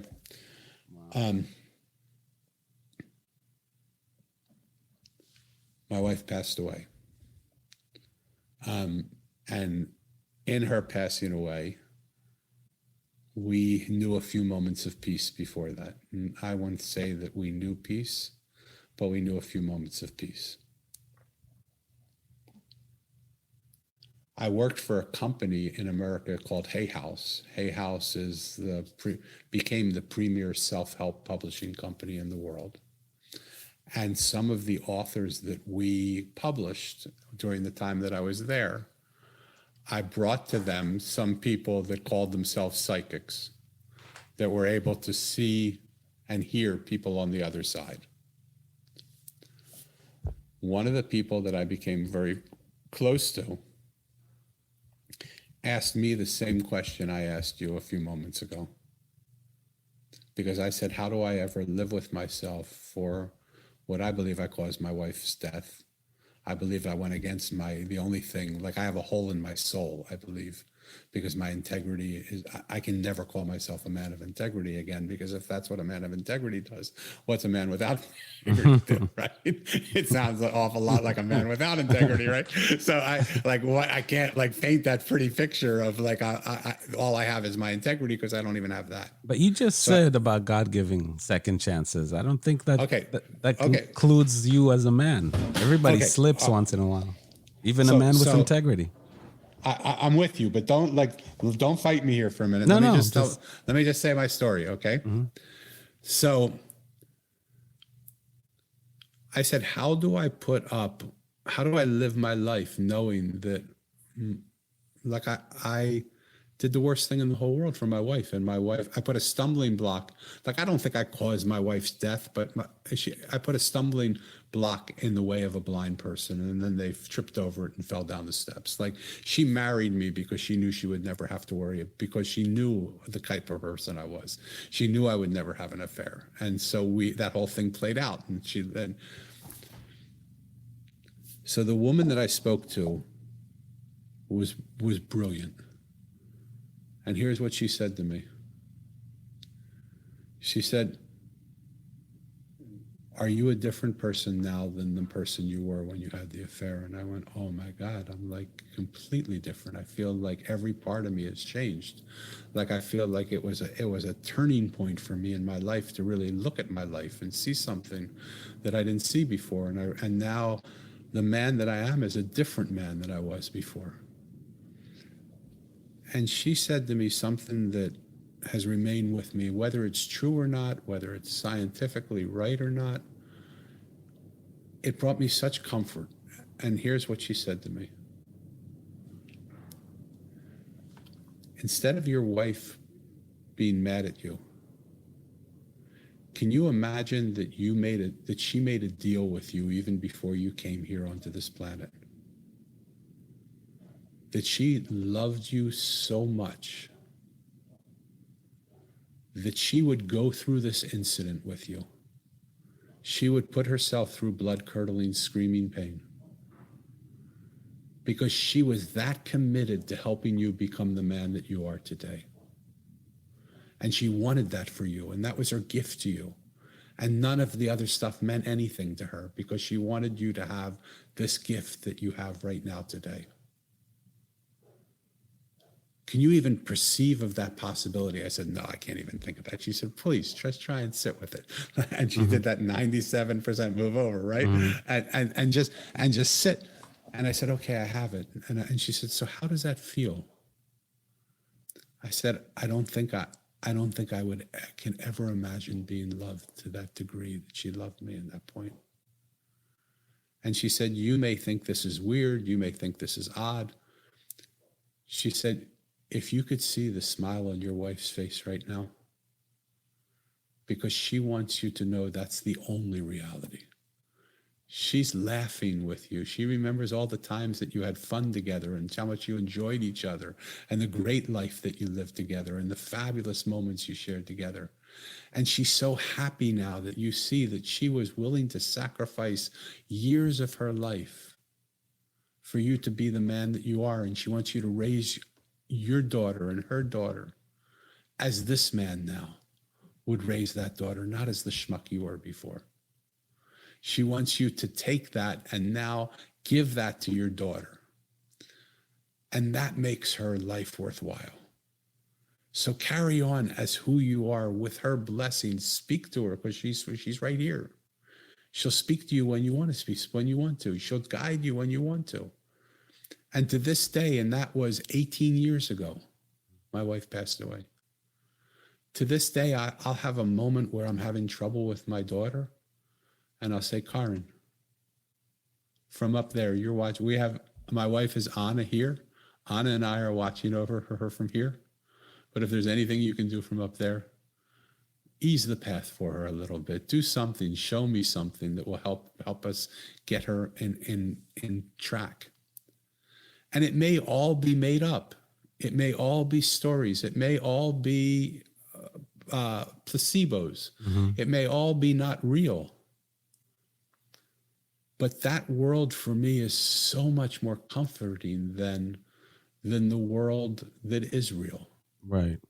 That's exactly what I was talking about. Yeah. I don't mean Israel. I mean Israel. Right? I call it Israel. Israel. Because between you and me right now, what is real? We don't know what real is. We know what we believe real is. We know what we think real is. We know what we think science tells us is real. No, but in reality, you can't change. You can't change gravity. Gravity is real, right? So how do people levitate? No one levitates. Of course they do. No one. Never you been can't proven. Say that. Never been proven. I've seen people do it. Many people say they saw. No one can prove it. I'm right. They do it right in front of my eyes. No one did it in a lab where it was measured and yes, checked. they have done it. They have done it in a lab. Not once in the history of mankind. Yes, they have. Mm-mm. Yes, they have. Show me the pudding. If you look into the scientific research done by Transcendental Meditation, you will see it done. Mm-mm. Transcendental meditation has shown amazing things. They've shown how pulse rates on both sides of your hand are different through the practice of meditation. I don't know. It's stories that we always hear from the communities who believe in that. It's always someone saw. Based. But they're scientific. They have scientific data that shows that what they're doing is true. None but whatsoever, Danny. Sorry to disappoint you. Oh my God. Not whatsoever. Oh my God. There's no science or research or a human being measured and checked while they're levitating. Doesn't exist. Stories of people seeing people flying, yeah, I could give you thousands of them. Same thing as the stories, like people saw God or heard God talk to them. So what you sound like? But it's always someone saw someone or heard it from someone. You know what you sound like, with all due respect? Mm-hmm. You sound like the people who say the world's flat, because when you stand on it, it looks like it's flat. And there are stories of people who say that it's round. No, but you're saying that it hasn't something been scientific, and it hasn't been scientifically proven, because the people who believe the world is flat don't believe the research that shows the world is round. But there is research. But they don't. But they're just like you say there is research that shows the world is round. There's no research that shows the world is flat, though. To people, if you show me research and show me proof, I'll believe the world is flat. But there is none. The people who believe the world is flat will show you research that says the world is flat. None whatsoever. That's what I'm saying. That's exactly the same thing. They believe in it strongly against the evidence, and that's what boggles my mind. But you can't compare me to that, because I'm going by evidence. What's that? What's that saying? Extraordinary claims require extraordinary evidence. I think it was Carl Sagan who said that. Evidence. That's all I'm saying. Tomorrow, if there's evidence there is a God, I believe in God. That's the misconception with atheists, that people think atheists know for a fact there is no God. No, we just don't believe. Their evidence shows so far that there is no such thing. But if there is evidence comes in tomorrow that there is God, that there is a spirit, of course I'll believe in it. I think that's the beauty of thing, that I'm open to change, but I'm going by evidence and by reality. Does that make sense? Could you see yourself tomorrow becoming a hardcore Muslim or a Catholic? Any chance in the world that can change your mind? Anything's possible. Anything's possible. You open to that idea that it's possible for you? Like really? And if so, they were having a meeting years and years ago in the 1400s, maybe, in a little chapel in Rome, and they brought the top clergy in the Catholic Church to discuss if it were maybe just if the Bible was real, or if it were just stories. And they were debating. These are the heads of the Catholic Church. Their whole religion was based on it, and there was a debate.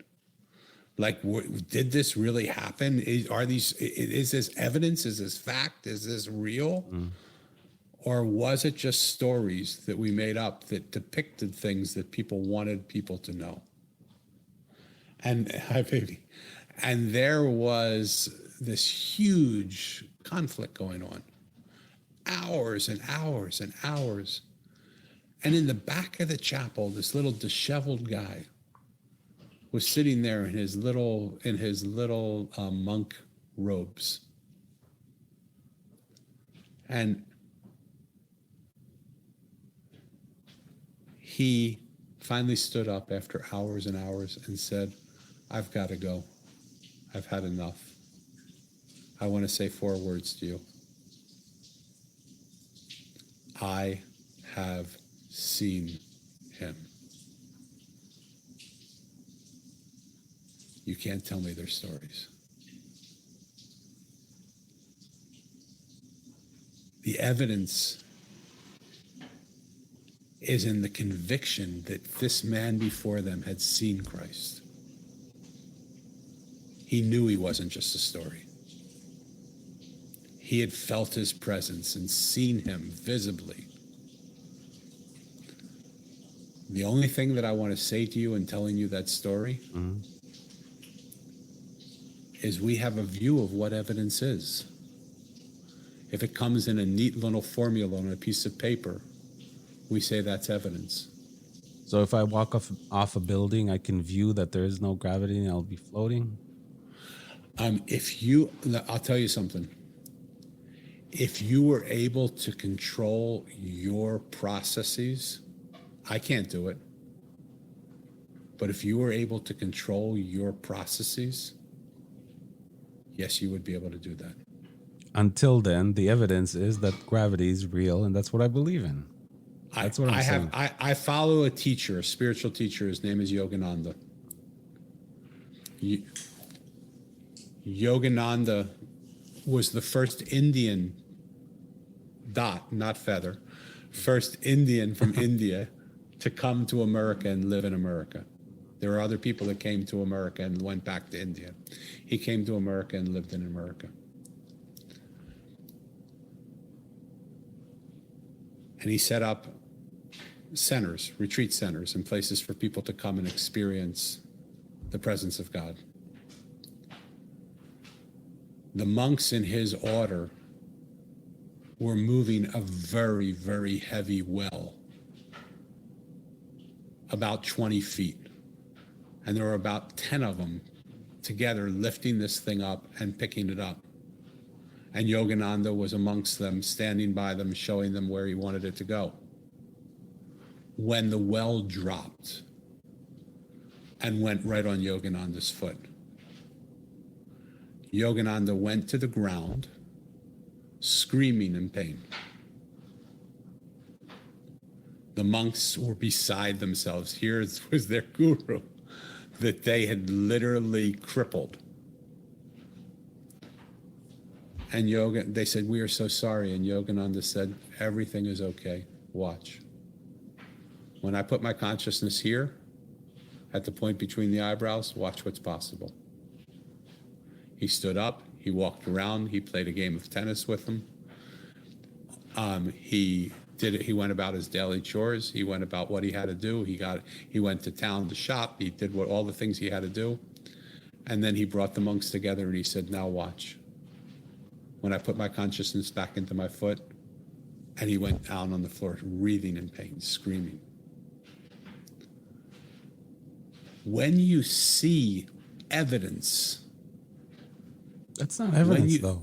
It is absolute. There's no greater evidence. Have you seen it? Yes. I didn't see that because he died before I came, but I saw stories like that I can tell you 100 that I've seen with my own eyes. Someone with a crushed bone walking. Have you ever seen that? Yes. Dr. Joe Dispenza. And not in pain, nothing. Just the bone is crushed. Dr. Joe Dispenza. He crushed his vertebrae. And now he's walking proof. No, I'm saying at the moment that it happened, just like you're saying, like that story. He gets up, he walks. He has documented clinical reports from hospitals. Not years there's after. no way, within moments, not moments, he sat there and in his bed over a course of a couple of weeks and reconditioned his spinal something that they said was absolutely impossible to happen. People beating stage 4 diagnoses of cancers that were told that they have no chance left to live. Thousands of cases like that. I worked for a woman, Louise Hay, who was told, "Go home, live the last 2 weeks of your life, because you're There are thousands, if not millions of cases uncle, like that. There are. My uncle and was this is told, something science can't explain. That's not proof that there is. That's called evidence. What you choose to do with the evidence, you can do whatever you want with it. It's not evidence. It's randomness. That's evidence. It's randomness of something unexplainable. There's no because evidence for what? Okay, so tell me, what it's the evidence for what? There's evidence that the world. What does it prove? Something.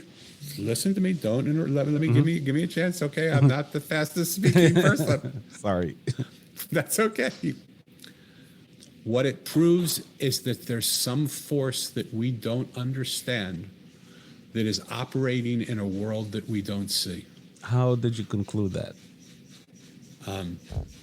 How did you get to some force that we don't see of someone that has no chance to live and he lives?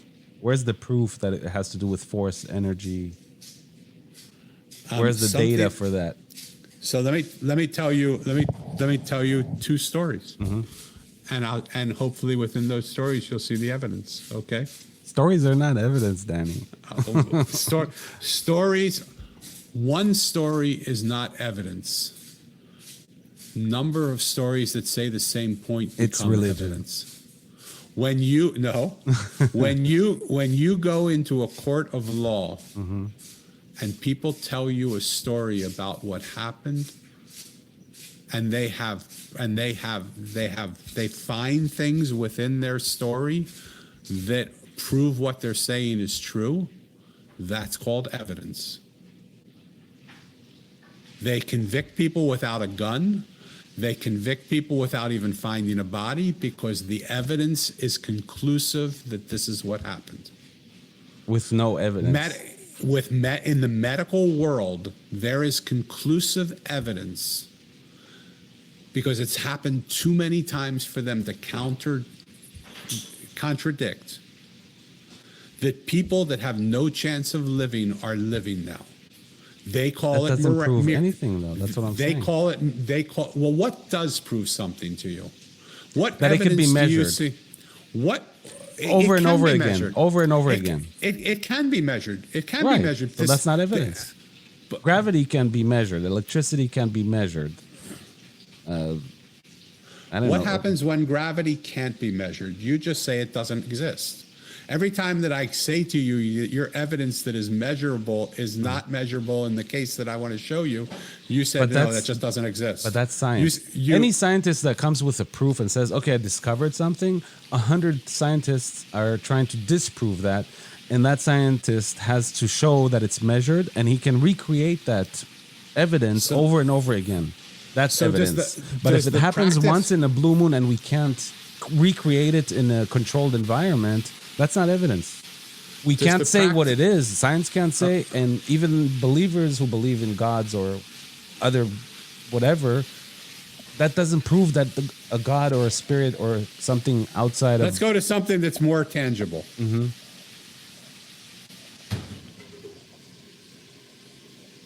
Do you believe that science is trying to find a cure for cancer? It already did. Okay. And what is the evidence of the cure for cancer? I can't tell you everything, but if you Google cure for cancer, you'll see tons of evidence. But now it's super expensive, but it's controlled. They saved already, I think, 128 kids. They did it on children. But it's proven. And every time they do it, they see the cancer cells die. Okay. Every time.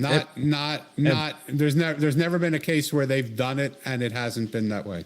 Oh, of course. No, up until they came with that statement that they found cure for cancer, up until then, some people died from it, and they had to sign, like an agreement that they know that it's anything that in medicine that was invented, people got hurt. So evidence for you is that in 100% of the cases, this is what happens.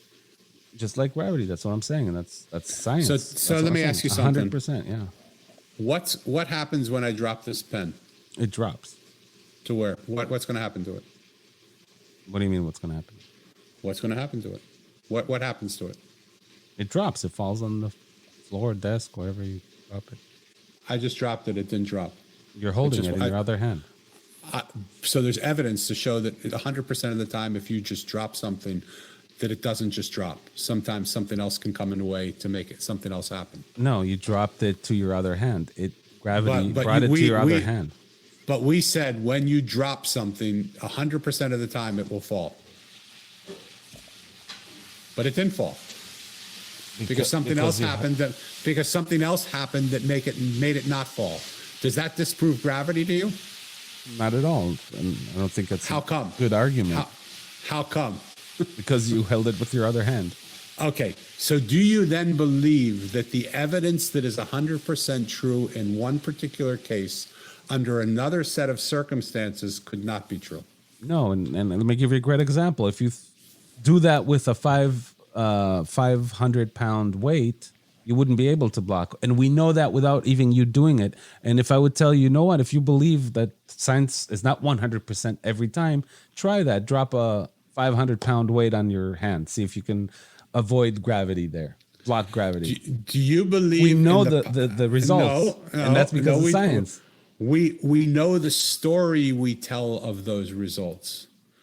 But if there were a person that were able to, through the power of their mind or through the power of their will or through the power of their experience, be able to hold up without anybody touching it, a 500-pound weight so that it didn't drop, would that deny for you the power of gravity? If it can be done over and over again, absolutely it can. Okay. Absolutely. And so you would say that gravity doesn't exist? No. I would say that person knows how to control gravity. But because 99.9, if not 100% of human beings on this planet can't do it, doesn't mean that gravity doesn't exist. It means that person found a way to control gravity. So in that case where 98% of the people, 96% of the people who have this disease die, let's go back and make a pretty little bow out of the nice little example we already had. Yeah. Okay. And those 4% do the same thing that the other 4% have always done.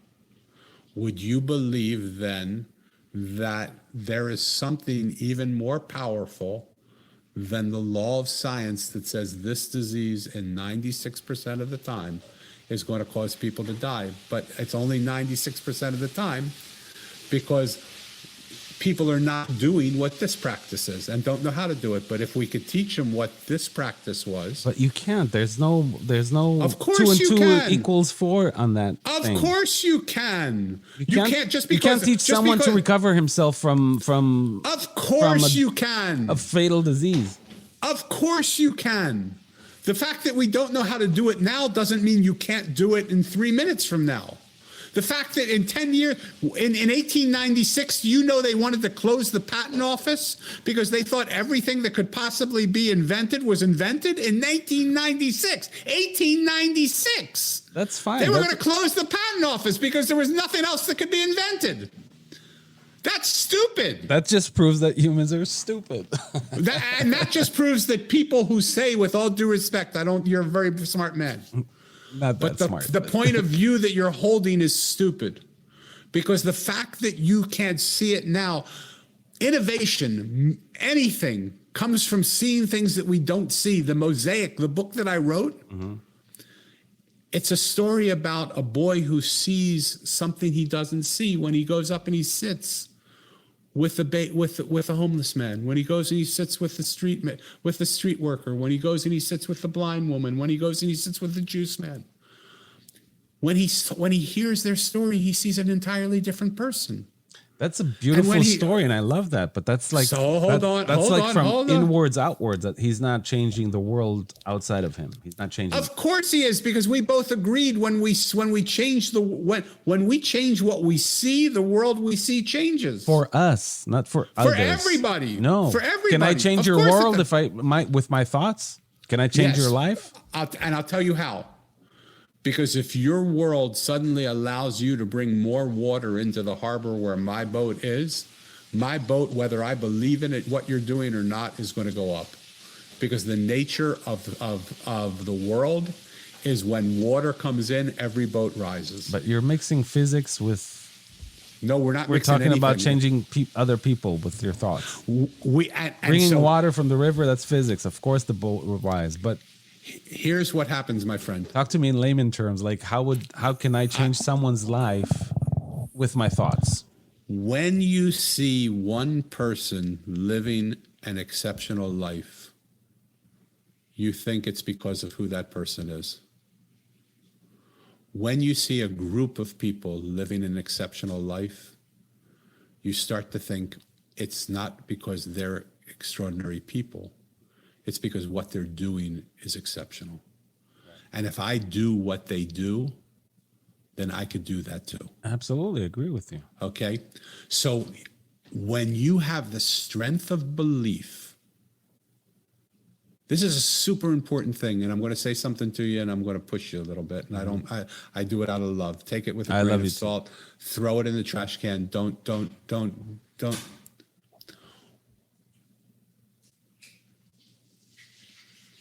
I have a very strange ability.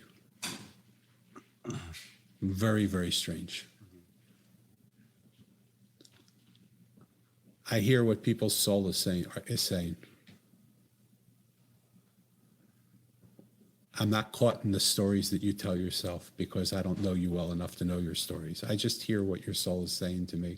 And in the quiet of all the noise that you have, or the quiet of all the noise that I have, I can't do it as much for myself as I can do it for other people. I'm learning how to do it now, but I have the same noise going in my head that tells me all my stories that you have, that anybody else has, okay? Yeah.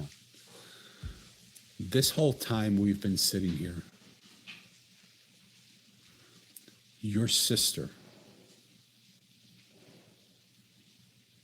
has been screaming from inside your soul. Every single day, every single minute. Screaming. To say, as much as he wanted to relieve my pain, as much as he would do anything to relieve my pain, I would do that times 1 billion. I know that. To relieve his pain. And the pain that you don't think you have, she's telling me you do have, because it's a loss of your own faith. It's a loss of the things that will make you see your world in a way that will inspire you and bring hope to you, rather than in this pedantic world, the way that you see the world, that if it isn't provable, if I can't see it with my eyes, it doesn't exist. The science of what you're doing is literally destroying the fiber of the gift your sister wants to give to you right here, right now. And if I'm full of shit, just say I'm full of shit and throw it away. But I'm telling you, with every fiber of my being, I am hearing her voice talking to you as if you're my brother right now and she's my sister right now. And she wants to hold you and hug you and tell you, go easy on yourself and stop believing all this stuff that's causing you to lose touch with her, because she wants you to feel her. She's right there with you. She wants you to experience her holding you and loving you. She hasn't gone anywhere. You can't see her, but that doesn't mean that she's not there. And in this world that you're believing in, that if I can't see it, it doesn't exist, you negate the very existence of the one person you love the most in your life. And she doesn't want you to negate that. She wants you to feel her. She wants you to know that she's right with you. She is with you as much as you could ever imagine. I was going to say, she is with me 24/7, but you can't see her. She's with me. How do you? She's with. So there's your evidence, my friend. That's your evidence. But this is what I was going to say. She's with me because she's me. She's half of me. But that's not because her energy or something of her exists still. She doesn't exist anymore. Of course she exists. When we die, we cease to exist. Whoa. You can say whatever you want, but she will not put up with it. And she's telling me, tell him to shut the hell up. I am here. I do exist. I'm present. I'm in front of him. He can believe that if he wants to believe it, but don't let him get away with it. That is not what I believe. She wants you to know that she does exist, and all that's left is her body. But who she is still here with you. She's right here in front of you. Her presence is as there as you could ever be. And you don't have to say it on microphone. You don't have to be on camera. But when you are in the quiet of your own time, where nobody gives a shit, where it's only you and yourself. That's what I'm saying. She's full blown exists in my head. I sometimes have conversations with her. I still get advice from her, but it's all in my head. It's all from my memory bank in my brain. She wants you to know that that's simply not true. Ask her something that she wouldn't know.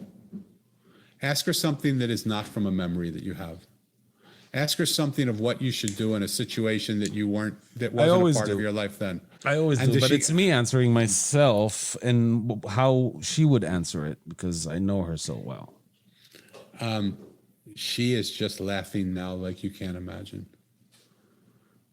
She is just laughing and laughing and laughing and asking you, my brother, why do you negate the very love that we have for each other by saying it's all you? It's not all you. She's here. She wants you to feel her love, not as your love, what you think her love is for you, but to feel her love loving you in this moment. You've never been separate. She's never been separate from you. She loves you too friggin' much to allow you to think that.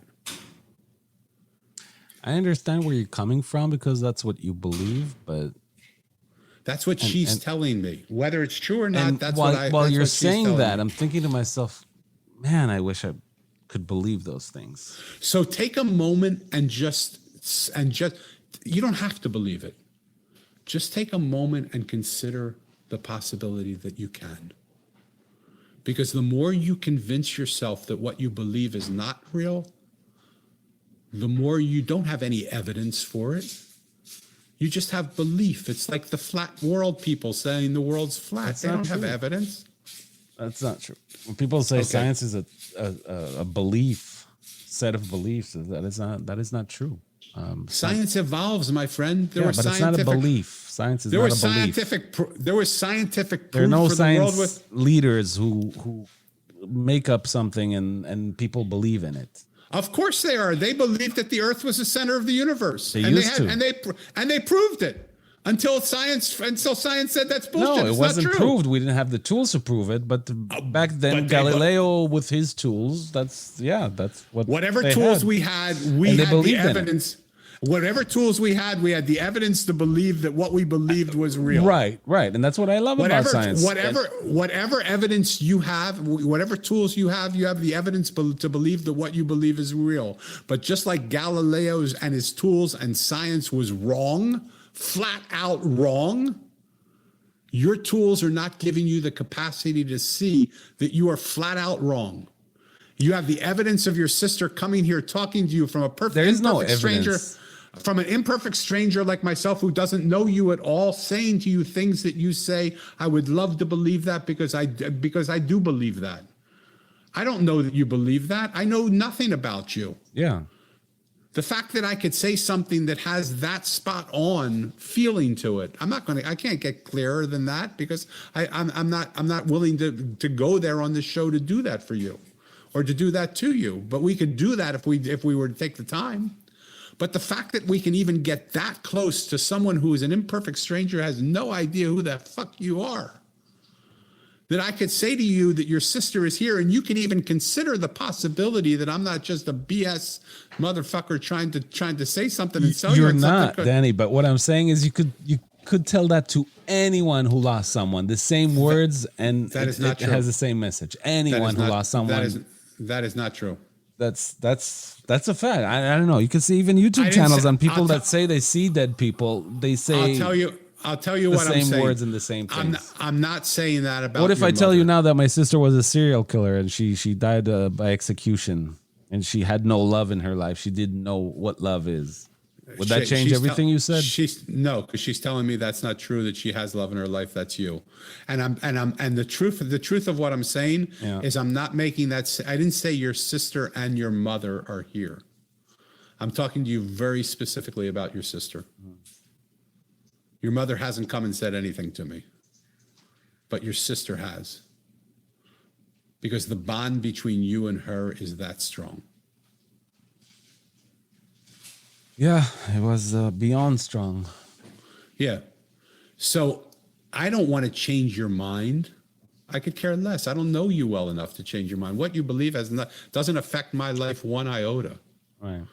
But what I do want to do, and this is what my work is in the world that I live in, is when I see people with dogmatic belief systems that say this is the way it is and there can't be anything other than this way that it is. I always like to say to them, just like I would like you to say to me, when I have a dogmatic belief system, and you have. And I've said to you, yeah, there's a possibility. Let's consider that possibility. Yeah. Consider the possibility, because once there becomes a little crack in the wall and you walk through that crack, the world you see on the other side of that crack makes the wall disappear. It vanishes. And that's evidential. I've seen it happen every single time. That's what I was going to say, Danny. It's not evidential, and I have no doubt that if I like I said, I can strongly believe in a lamp, and that lamp will talk to me. I'll start hearing voices. It's that belief. Why? So then, but it's why not wouldn't evidential. you? It doesn't make it evidence. Why? I can't prove forget it. about whether it's evidential or not. Mm-hmm.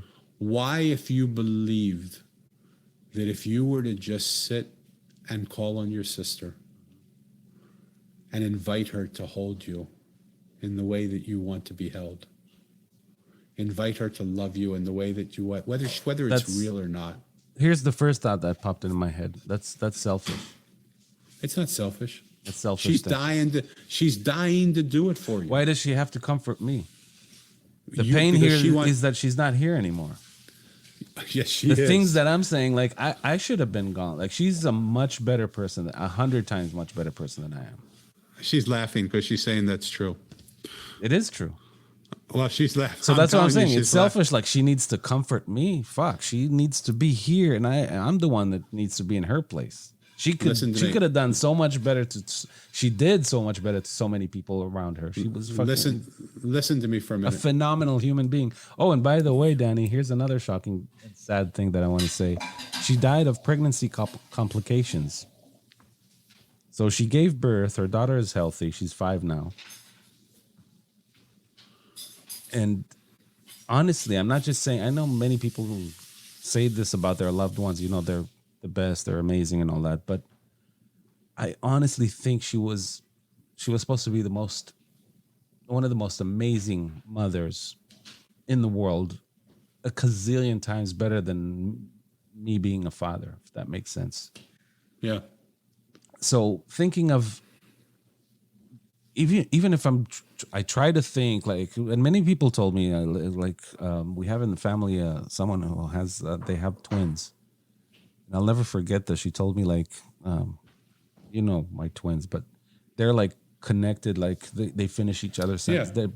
But you and your sister, I can tell you as a mother of twins, you guys had a connection that are not even close to my twins. This is how like connected we were. That's why I always say I lost a twin sister, even though we weren't. Of course you do. Of course, because I feel it. So when I do think that, or when people say she wouldn't want, she loved you so much, she wouldn't want you to suffer and to be in pain. Of course, I know she wouldn't, but fuck, she would want to be here more than anything. She would want to be next to her daughter more than anything. So listen to me. So I'm thinking it's self. Do you not get what I'm saying though? What I'm thinking, it's selfish to think like she's comforting me. So let's change perspective. Okay. She wants to be here. Yes, that I can believe, because another thing. Stop. What brings her here is you bringing her here. What makes her real for her daughter is you bringing her here. She misses you. She misses your love for her. She misses you seeing her and acknowledging her and hearing her. All anybody in the world wants is to be loved and accepted, to be listened to and heard, to be acknowledged and seen. That doesn't change when we go out of the body. She's not asking you to be selfish to receive her love. No. She wants your love and misses your love and needs your love to be present here with her daughter, because the more time that passes, the more time that she's not here, the more time. My mom is gone almost 50 years. And I almost forgot her birthday yesterday. And the number of people that know how much my mom and have any impact on my mom or think about her on her birthday yesterday are so small. But when I put a post like that on Facebook, my mom's presence all of a sudden became real. And people started to feel my mom and see and experience my mom. That's what your sister wants you to do for her daughter. That's what your sister wants her to do for you, to bring her here. Not to make her something she isn't, but to see what she is. Her spirit, her person is still as alive as it ever has been. She just isn't in a body. She wants her daughter to be able to hear her speak to her like you hear her speak to her. Just because she doesn't have a body doesn't mean that doesn't happen. It doesn't. It does. You're experiencing it. Yeah, it's my You've just made up an exaggerated story so that you can make it what you believe, which is she can't be here, so it's just me talking to myself.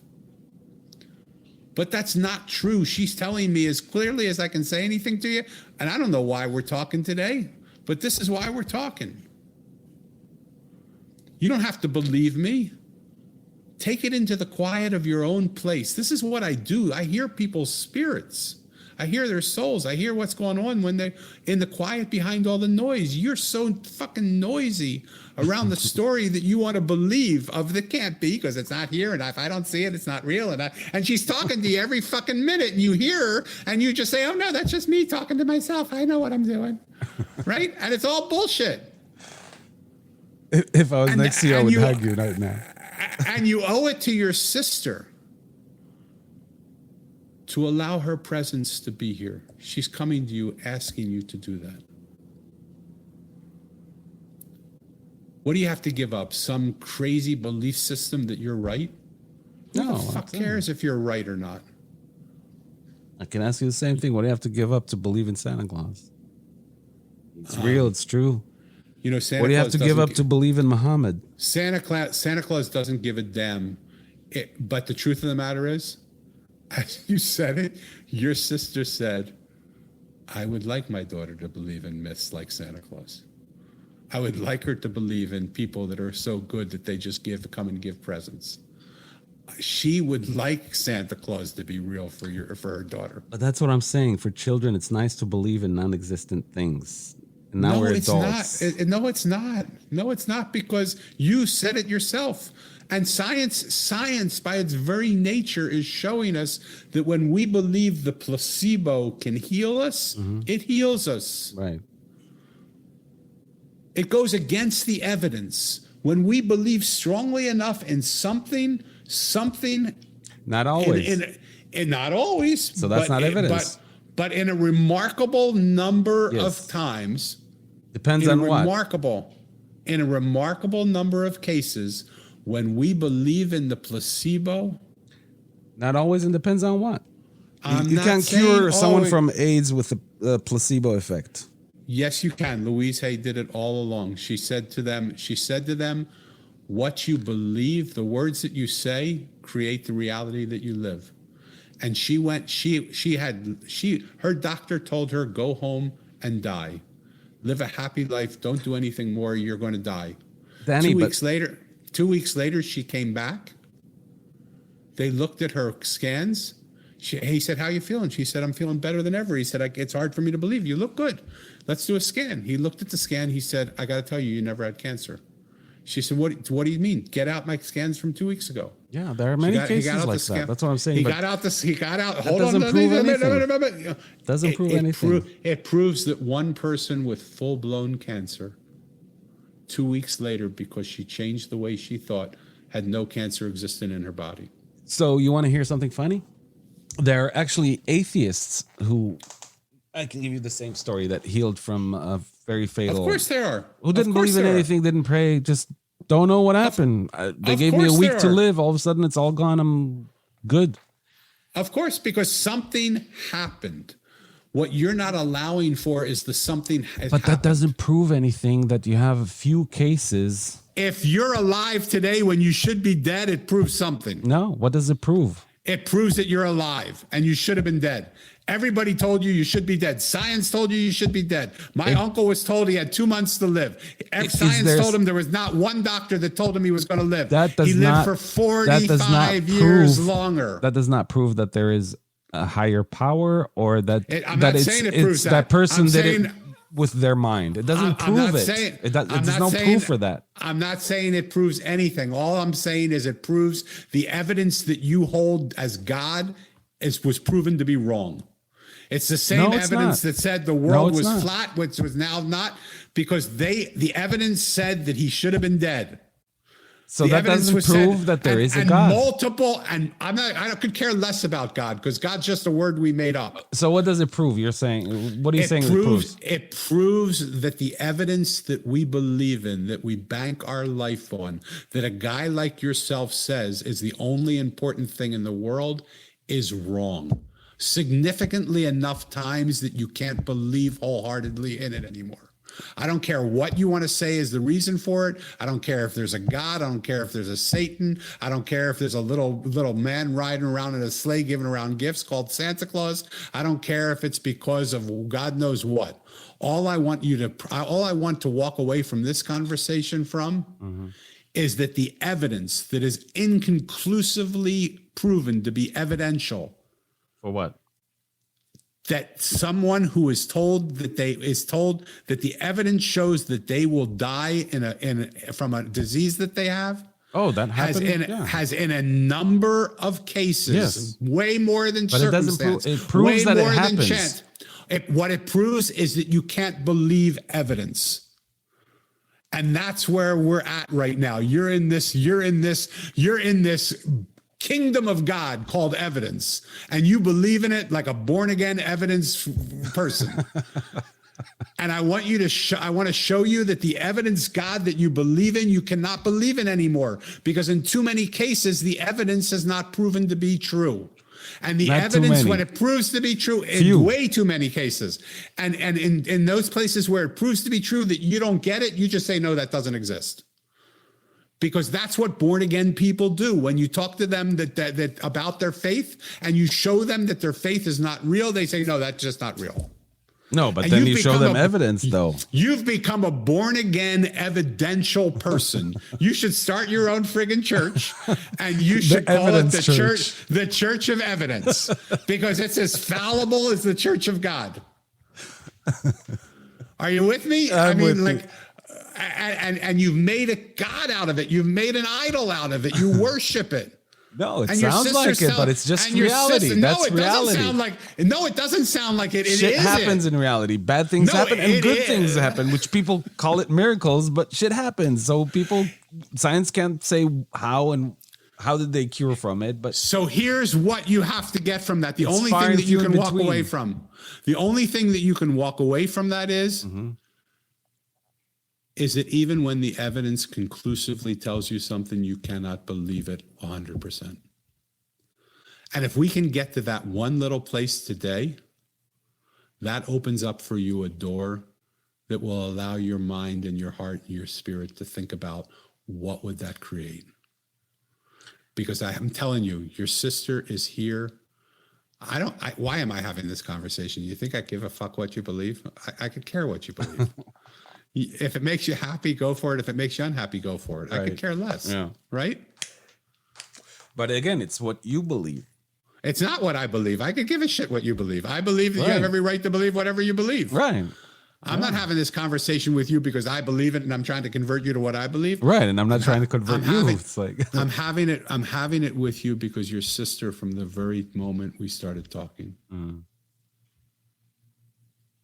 said you're in a physical body, he might listen to you. You're just crazy enough and wacky enough and wild enough and non-threatening enough. Because he's not listening to me. He says he is, but he's not listening to me. He's calling it his own voice. Can you try and get him to hear me? Throw it the hell away. I could care less. This isn't my war. That's not my battle, but what would it do for you? Just consider what the possibility opens up for you. It would make me feel wonderful, of course. That's so feel wonderful, for God's sake. Why do you have to feel shitty? God and fairy Why do you have to feel tales shitty all the time? Because that's reality. Why do you have to feel shitty? No, it's not reality. My reality is you can feel wonderful. She's gone. She's not here. Her daughter is motherless. That's reality. I can go woo-woo all day long and make myself feel better. The reality is that her daughter is going to be raised without a mother. The reality is that this is what I wanted to say, that I did mention that she fought for her life for 8 months. Doctors said they've never seen anyone who's fighting for their lives like that. She wanted to fucking live. That's what she wanted. So I can go with woo-woo until tomorrow and make myself feel good. She's here hugging this, that. I'll feel good. I'm saying that. I'll feel good. But reality is, it's not a good story. Of course it's a good story, because the reality... She's gone. She could be existing, according to you, somewhere else, but she's gone from this world, from this life. She's gone. Planet Joe. Her daughter is going to be impacted by it, whether you like it or not. Planet Joe. Yes. By the way, how do you like your time on Planet Joe so far? You're like, this fucking crazy planet. How did I land here? Where's the escape pod? When the fuck do I get off of it is what I want to know. Right? Where's the escape pod? Listen to me, and I'm going to say this one more time, and then I really think we should just close out, because it's... you don't have to tell me your sister fought for 8 months for her life. Because it's the same way she's fighting right now for you to give her life again. That same determination she's riled up my spirit to try and get you to give her life back, because the reality of the life that her daughter has in front of her can be one where her mother is not here or one where her mother is here. where she can have this incredible reality where she can speak to her mother and her mother can hear her, and she can listen to her mother and know that it's her mother talking to her, or that her mother just isn't here and doesn't give a shit and she's going to have to grow up alone. Your sister wants her daughter to grow up knowing she's with her.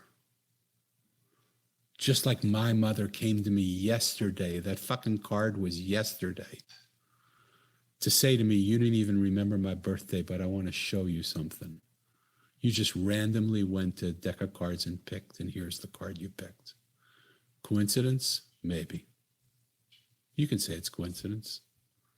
But I know beyond a shadow of a doubt that my mom was speaking to me, because when I heard her words, they were the exact words she spoke to me. And tears came to my eye. And I said, Mom, I love you, and I know you're with me. I feel you. And it's your birthday. Happy friggin' birthday. I'm going to celebrate with you. You're being selfish, my friend. You're right. Because you're holding your belief system above the welfare of your sister's daughter. Let her make the decision what she wants to believe in. Yeah, of course, I'm not Give her the option to believe. changing her mind to think anything. It's asking me if I'm still here. I'm still here. See, even the thing is saying. Give her Is it the surprise? Is like, what the fuck are you doing here still? right. Like, why are you still talking Right. to this guy? Give your obligation as of today from your sister through this fat fuck that's sitting in front of you. Don't talk like that. My friend Danny is a good guy, and he's a good-looking guy. He is a good guy, and he is good looking, and he's okay. But your option right now, my friend,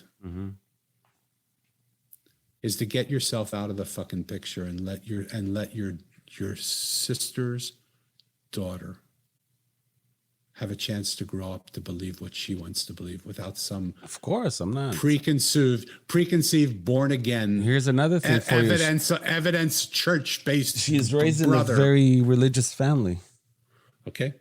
so I'm sure she's going to be raised to believe But give her the chance to that experience God. spirit. It's God's plan. Give her a chance to experience spirit, not religion. That's all You she's can do experiencing. She experiences religion. Yeah. Oh. See what you're saying. Yeah. Give her a chance to experience spirit, not religion. And you can do that if you weren't such a selfish motherfucker.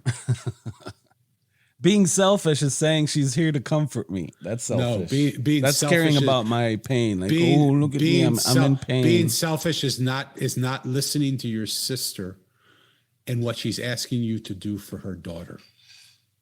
That's selfish. Who cares what she doesn't? Who cares that you're comforted? Who gives a fuck? She doesn't care. But that's Of your course she belief, wants to Danny. I comfort. could say the same thing. You're selfish not listening to Muhammad. He's talking to you. You're selfish. listen You're a to- selfish asshole. You're not listening to Muhammad. He wants you to freaking do something, to listen to him. I'm not denying him. I just have him on a different channel. There you go. Okay? That's your beliefs, though. You believe in But channels. if you I believe in reality. I don't believe in TV. Listen to me, brother. If you told me that you had the ability to see something, and you told me that Muhammad had a message for me, I would listen to you. If you're just using it as an evidential crucifixion No, that's what I'm saying. of your conversion into the church, into the born again church of evidential bullshit, then I would say it's evidential. It's just you're just playing games with me. You're just doing a mind fuck on me. I don't want to. Not be at mind all. fucked. Not. I hope you don't feel it that way. I am listening to you, right? I want you to hear what I believe is your sister talking to me. Whatever, is it your sister? Who knows? Maybe I'm making it all up. You're not, and I know you believe it. You truly believe it, and that's why So I'm saying if you're I a be- if I wonderful bel- guy because that's your If beliefs. I and believe that's- it, and but you're and getting there's pissed that I I don't believe it. No, I don't. I'm not getting pissed at all. Your No? sister's getting pissed. Did she have an anger? No, but she's the only person in my life that gave me shit when I deserved it. She's the only one Okay, that gave me so shit that- like a motherfucker. Because you Not can ask my my mom, wife, no one. Like she's. I can bring my wife in here right now, and she's never heard me talk to somebody like I'm talking to you. So I'm saying you're getting pissed because Huh? That's why I'm here. You're what's that? That's why I'm here because My wife's saying that's why I'm here. I've never heard you talk to somebody like this. Oh, So this is your sister talking. This is not me talking. She's pissed off at you because you're letting your opinions get in the way. You are not the rest of your family. You are the conduit through which she wants to come through to tell you to give her love to her daughter. You are the one she's choosing to do that, and you're getting in the way of it because of your belief systems. Put your belief systems aside, whether they're right or wrong. Put them aside and let yours put your evidential, factual church of bullshit and get out of the born again movement that you're in. I'm going to erect a church in your name and put a big mountain of folders on it of evidence. Evidence will make me change my mind. I told you. So do me a favor. Yeah. In the quiet of your time alone, I always do. sit with your sister. I always do. Listen to me and ask her to give you some sort of evidence that this conversation that happened today is real. It is real, though. You're in Israel. I want to make sure that you ask her to give you evidence that would allow you to believe that she came through me to talk to you about closing down your born-again religious belief system in evidential evidence to allow her to have the relationship she wants to have with her daughter through you. I can't think of a better place to wrap. Yeah. I love you, and I'm willing to talk to you. I'm willing to talk to you anytime you want. Yeah, we should do this again. But this is where I make my big bucks from. This is the type of stuff that I do with people, not around people that have died, but around belief systems that seem perfectly sound. Yeah. So before we wrap it up, as you listeners heard, Daniel is an amazing human being. And I kind of felt it before we even went online when we started talking about getting him on the podcast. And I listened to his podcast a little bit. So I hope you guys don't feel that. Danny, I hope you didn't feel that I was maybe a little too hard or stubborn or just being a dick. Because I hope I didn't come across that way. I thought all those things. So now what are you going to do? And I still love you. Yeah. I could care less what you are. You have every right to believe whatever you believe. Right. Right. Here's what I want. My passing words, my going out words is we have every right to believe what we want to believe. Right. And we have every right to, in a flash of a second, have the flexibility to change every one of those beliefs. Absolutely. If there starts to be a reason, you can call it evidence, I can call it insistence, I can call it some assholes just staying on us and saying stuff that why should we listen to him? Why should he care? I've never met you from Adam. I have no idea who your sister is. I have no idea who her daughter is, but there is something coming through that would not let me let you go. It certainly was not me.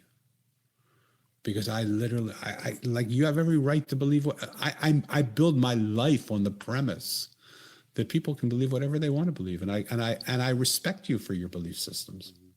When we started out, you said I'm an atheist, and I think it'll make a good conversation. Yeah, it does. Right. I didn't get mad at you for what you believe. I admire your belief systems. Yes, I'm here. What I'm inviting you to do is see if there is a new evidence that happens as a result of this call today. That redefines the way you shape the word evidence, that redefines the way you define evidence. I don't define it. Of course you do. Your definition of it is very born again. It's not. It's reality. No. Gravity. I don't believe in it. There's no church for gravity. No. So when we go in a spaceship, there is no gravity. When we go But in, when it's we go measured into and we know how we're doing it. okay, when we go, just because we don't have the tools and the ability to change, to see the way our environment is changing, And I agree with you, Danny. doesn't on that, mean that our environment isn't changing. Absolutely, but there's no evidence that it can be done over and over again. Until the evidence comes, then yeah. But I agree. Welcome with to you the on that. welcome to the world is flat society. Far from it. Yeah, it's the same thing until because in Galileo's time there was no evidence to say there wasn't. Right. Yeah, that's what I'm saying. Tomorrow, bring me evidence for spirits that live around us. I'll believe it. You don't have to wait till tomorrow. It just happened right today. But you don't want to believe it because it's not what you believe evidence is. It's belief. I don't believe in it. Okay. It's what I see or Okay. whatnot. Okay. But yeah, we can go back and forth. But I'm glad we had that talk. It's I'm sure many of our listeners from both sides, agreed, and kind of like, I hope it was interesting and we didn't bore them to death with back and forth on that. But I'm a very boring person, so No. maybe no, you're not. And this is what I want you to take a moment here, Danny, and tell people what you do. Tell people where they can find you, where they can find your book. Which, by the way, really want to read your book. Is it on Amazon? Can we find it on Amazon? it's on Amazon. Good. Totally. Do that. The book is called The Mosaic. It's available on Amazon. People can learn a lot about me rather than me. I talk a lot, so I want to just be quiet. People can learn a lot about me by going to websites that I have, themosaiconline.com, and I also have danielbrucelevin.com. Okay. I'll also And put if it you in the go- show notes. Perfect. And if you go there, you'll see all my social media links. You'll see who I am. You'll see what I do. If the concept of being stuck in the way you see the world is causing you any sort of turmoil at all, if you believe that there could be another way to see the world, that whether it's real or not might bring you more happiness and joy, and if you want somebody that will help you flip over what your belief systems are on your table and allow you to see what exists when they don't block your way. I talk a lot about, there's a drawing that they show of a black and white drawing. In one way, it looks like an old hag, and the other way, it looks like a young socialite. But when you see one of them, you can't see the other, but the drawing has both of them right there. And those evidential people would say, well, look, I'm looking at it. You can't tell me you don't see an old hag. But the other side will say, you can't tell me you don't see a socialite, but you just don't see it until that moment where the perceptual shift happens and you see it. My whole thing of what I do in the world is I ask people, I know what you see, and I know the life that it's giving you. It's the joys that it's giving you, the pains that it's giving you. What I'm asking you is, what would happen if for a moment you just put everything you see to the side? How is what you see blocking you from seeing something else that is? And when you see that, would you like to see that more? And move that to the side, what would you see? Move that to the side, what would you see? And what would you see when there's nothing left to be moved to the side? That's the work I do with people in their businesses, in their marriages, in their families, in their religious beliefs, in their spiritual beliefs. It's enlightening, because what we see literally gets in the way of the world we would love to be living in. Say that again. What we see literally gets in the way of allowing us to live in the world that we would love to be living in. We would love to live in a world where things are better than they are. Right. But what we see doesn't allow us to see that world, and we just see it over and over, and we keep saying it over and over and saying it over and over and over and over, and we reinforce it so that it becomes this reality, and it becomes this thing, and we can't get away from it. We can't stop seeing it because we keep saying it over and over again, but it isn't there. Move it to the side, and there's something else there too. Why not have the world that you want by changing the world that you see? Especially when the world that you see is only a small portion of the world that is. It's like the 5 blind men who were told to go out and grab and touch an elephant, and each one of them touched a different part. Right? And they said the elephant's a tree, and the elephant says, "Oh no, it's like a whisk," and no, it's like a trunk, and no, it's like a tusk, and all of them were right, but they were only partially right because all of them were really wrong, because that's not what an elephant is. That's the way we see the world. We see a small part of it and we believe that's the world, but it isn't the world. It's a small part of the world. And we're very smart. We find elaborate excuses and reasons and belief systems and factual evidence and all this stuff to say this is why I believe what I believe. Present company excluded, but most of us are just scared to say, what would the world look like if I gave up that? And it wasn't what I was saying. Because I'm scared to see another world. Yeah, fear is a huge factor in all of our lives. Yeah. And especially when you believe something and you get hurt in that belief, you never want to believe that again because it hurts you again. Because it hurts you. What do you mean? I'll give you a perfect case in point. I told you I had an affair. Mm-hmm. Well, I was at that point in time, I was running 48 miles a week and I weighed 175 pounds and I was bench pressing 345 pounds. And I made up a story that my body betrayed me. And I believed that this little fat guy from Philadelphia, who I always thought I was now this big, strong guy. And it brought me into dangerous waters that I didn't know how to get out. So why would I want to go back to the gym and take care of my body? I don't want to have that happen again and lose my integrity. Why would I want to do that? But that's just a story. It's just a lie that I told myself. My body didn't betray me. I made a choice that was from my heart, that I tried my best and it wasn't the best choice. Right? But it wasn't, and so I spent 30 years not going to the gym, 30 years letting my body erode because of a story that I told myself that just isn't true. Yeah. We all do it. Yeah. But those stories are painful to us. And they're so painful we don't even acknowledge the pain in them. We say, oh, we're not fit. That's not painful. It's just we're fine. But there's pain that it's because we're not living the life we dream of living. We're not seeing the world that we know exists. We're seeing a world that we've cut into something that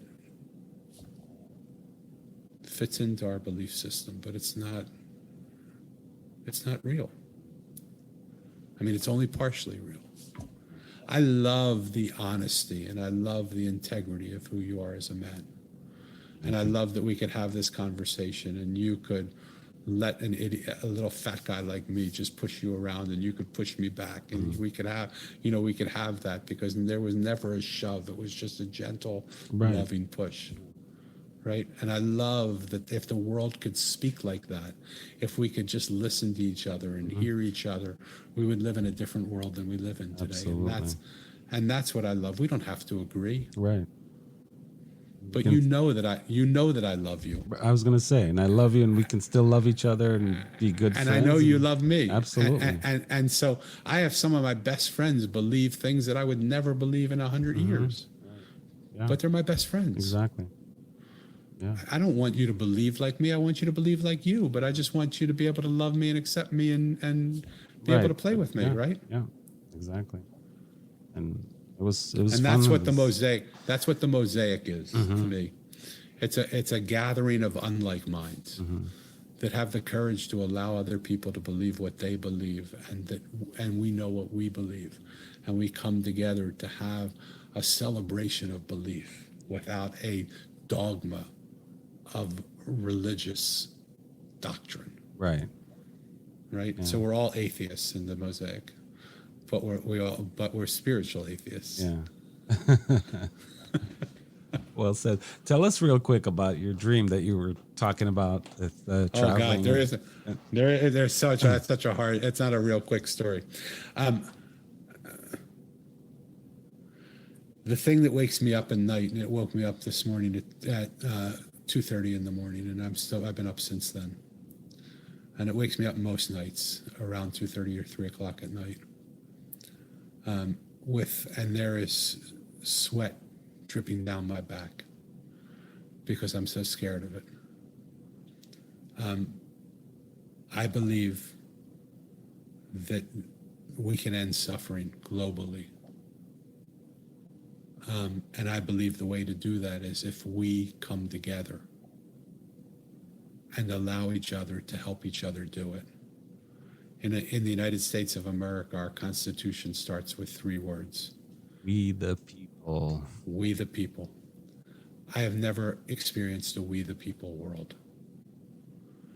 And I want to create, I might not live to ever see it, but I want to create the seeds. I want to seed the fields with the possibility that we the people can become a reality. And so my dream is to go from city to city, town to town, village to village, to film the people that nobody listens to and nobody speaks to. Because we are 8 billion people on this planet now. Every one of us has a way of seeing the world that is magnificent. Every one of us experiences problems and has possible solutions of how we can get through those problems. And so I want to hear what the people of the world want to solve. And then I want to hear how they want to solve it. And I'm working with some people that are using artificial intelligence to allow the human mind to think smarter and bolder and better, and by allowing us to think together in swarm mentality. When you look at the birds and the fish and the bees, they make decisions by swarms. They come together. When you watch flocks of birds fly, they don't follow each other. They have a collective consciousness where they move in unison with each other. Fish, when they swim in a swarm, in a pool, in whatever they call a swarm or whatever it is, they move together. Humans make decisions vertically. We have the people that are smart fixing the people that are stupid. We have the people that are smart teaching the people that are stupid. We have the people that lead teaching the people that follow. The system doesn't work. Right. Bucky Fuller said you can't solve the problems of today with the thinking of today. You got to create new paradigms that make the thinking that make the reality of today obsolete. And so I want to create this swarm intelligence mentality where people can come, and they've done it by bringing people into virtual rooms, and you have options around in like an octagon. You have options around of things you can choose from. And you have a puck in the center of that octagon. And people come in 40, 60, 200 at a time. And you ask them, what should we do? And they choose from those options. And you see some conflict going on. But over time, they choose together what to do. Mm-hmm. And so the investment that I'm asking people for is $1 a month. Because I believe $1 a month is a number most of the people in the world can afford. Right. And for the people that can't afford it, we'll find people that can afford to give $2 a month to bring them in. And our goal is to get to 1 billion members. We want to be the minority of 1 billion. 7 billion people will hear what I'm saying and think I'm a friggin' idiot. No, they'll think you're the stupidest guy in the whole world. Who's ever going to do that? That's not possible. Right? And I'm going to say you're more than welcome to be in the majority of 7 billion. Right. We're looking for the minority of 1 billion people. Make a difference. Yeah. And when we do that, we'll have $1 billion a month that we can use to solve the problem that people want in the way the swarm decides to solve it. We'll invest in it, and we may need to refine it over the course of a few months. So we may lose a billion, 2 billion, 5 billion, $8 billion. But all you'll have lost is $8. All I'll have lost is $8. Right. And I'm willing to invest an $8 investment in solving problems that shouldn't be here anymore. Mm-hmm. It's just stupid. We're about to put people on Mars, and we have hunger. Right. We have people living on the streets when we can, for $4,000, we can use 3D printing to make beautiful houses for them for $4,000. Right. I mean, there's no reason anybody should be hungry. We're throwing more food away than we have. Yeah. We're planting fields and fields and fields and fields of vegetables for animals to be used to slaughter them so we can feed people meat. What would happen if we stopped eating that meat? What would happen if we used those fields to create vegetables for people to live wholesome, healthy, plant-based diets? I mean, I'm not saying anybody has to change their diet, but the way we're doing things just isn't working. Exactly. And so we have to change the way we're doing things. We have to, otherwise our planet won't be here. Mm-hmm. I was watching the Democratic debate here in the US, and they were talking about, well, I don't know, they were talking about global warming. And one woman said, well, I don't know, I just like driving my car by myself. And one of the candidates looked at her and said, I understand, sweetheart. I mean, and I don't mean this as condescending as it's going to sound, but you just don't have that option anymore. Yeah. I mean, in a small amount of time, 12, 15, 20 years, the planet won't be here if we continue to do that. So we have to make some choices. We have to make some other decisions. And until we decide that the world we see outside our window is not the world we want to see, and until we decide to give our talent, our treasury, or our time to doing something different, we will give this world over to our children, and it won't be a world that is inhabitable. So that's my dream. They can see it if they go to mosaiconline.com and they click on the swarm. You can see sort of what I'm trying to do, just a beginning white sheet of it. Yeah. Anybody who has anything, that feels anything, they should just contact me. My information's there. They can contact me through the contact forms.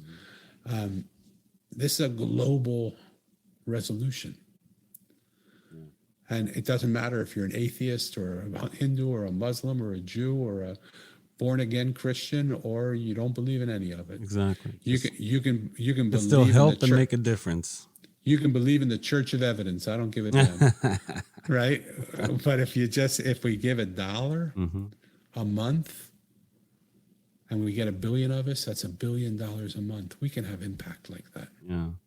We don't need to go to government leaders. We don't need to go to corporations. We don't need to go to people to tell us we can't do what we want to do. We, the people, as a swarm, will decide what we want to do.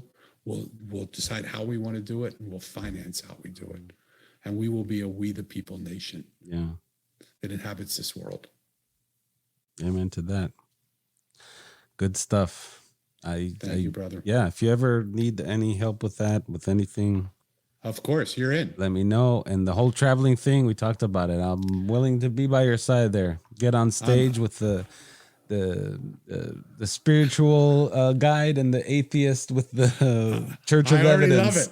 I already love it. I want you. I want you to do it. I want to do it. It'll be fun. We'll figure out how we do it. Yeah. And the dream is, why just have one bus going around doing that? Why not have 20 of them, 50 of them, 100 of them in every land across the nation? Yeah, like you said, the swarm, like start different swarms. And it becomes a mosaic. It becomes a mosaic of nations and people and colors and incomes and belief systems. And because until we decide what we believe is less important than what we as a world needs, we just have to do what we need to do. Right. To take care of each other. It's time. We've never in the world not taken care of each other. Yeah. We're great at taking care of each other. Even though we lost the track on that in the last few years, don't you think?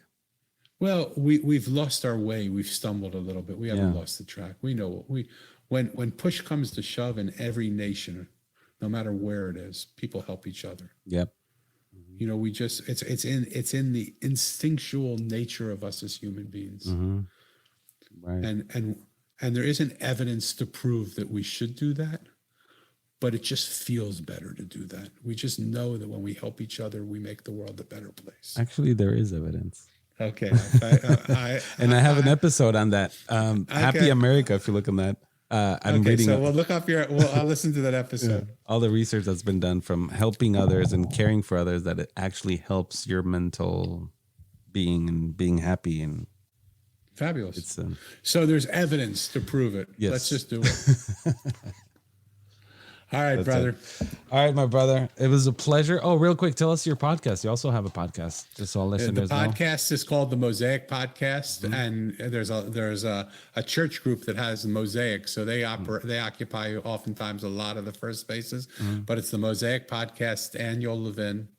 If you look for it, I have episodes, and they're really neat. The whole idea of the podcast is to show that people, no matter where we are in this moment, one moment away is another reality. And I highly recommend you guys go check it out. I listened to a couple, and Danny, the way he narrates a podcast, he's like you said, he's a great storyteller, and just so much fun listening to your podcast, like with the voice and the way he's telling the stories. It's like it just sucks you in. Highly recommend for you guys to go check out his podcast as well as his websites. Thank you, brother. Thank you so my much. brother. It's been an honor to get same to know here, you. Danny. It was a pleasure, and who knows? Just Maybe we'll do start. another round. Yeah, exactly. 100%. Right? Something more is coming for sure. There you go. Okay. All right, Danny. Thank you so much, my brother. I appreciate Thank it, you too. and have a good one until next time. Lots of love. That's a wrap, y'alls. My lovely earthlings. Hopefully you enjoyed it. End of this episode. Don't forget to follow me, Planet Joe Pod, Instagram, Facebook, Twitter, all of that shit. Thank you guys for everything and for sticking around. See you guys next episode. Peace out.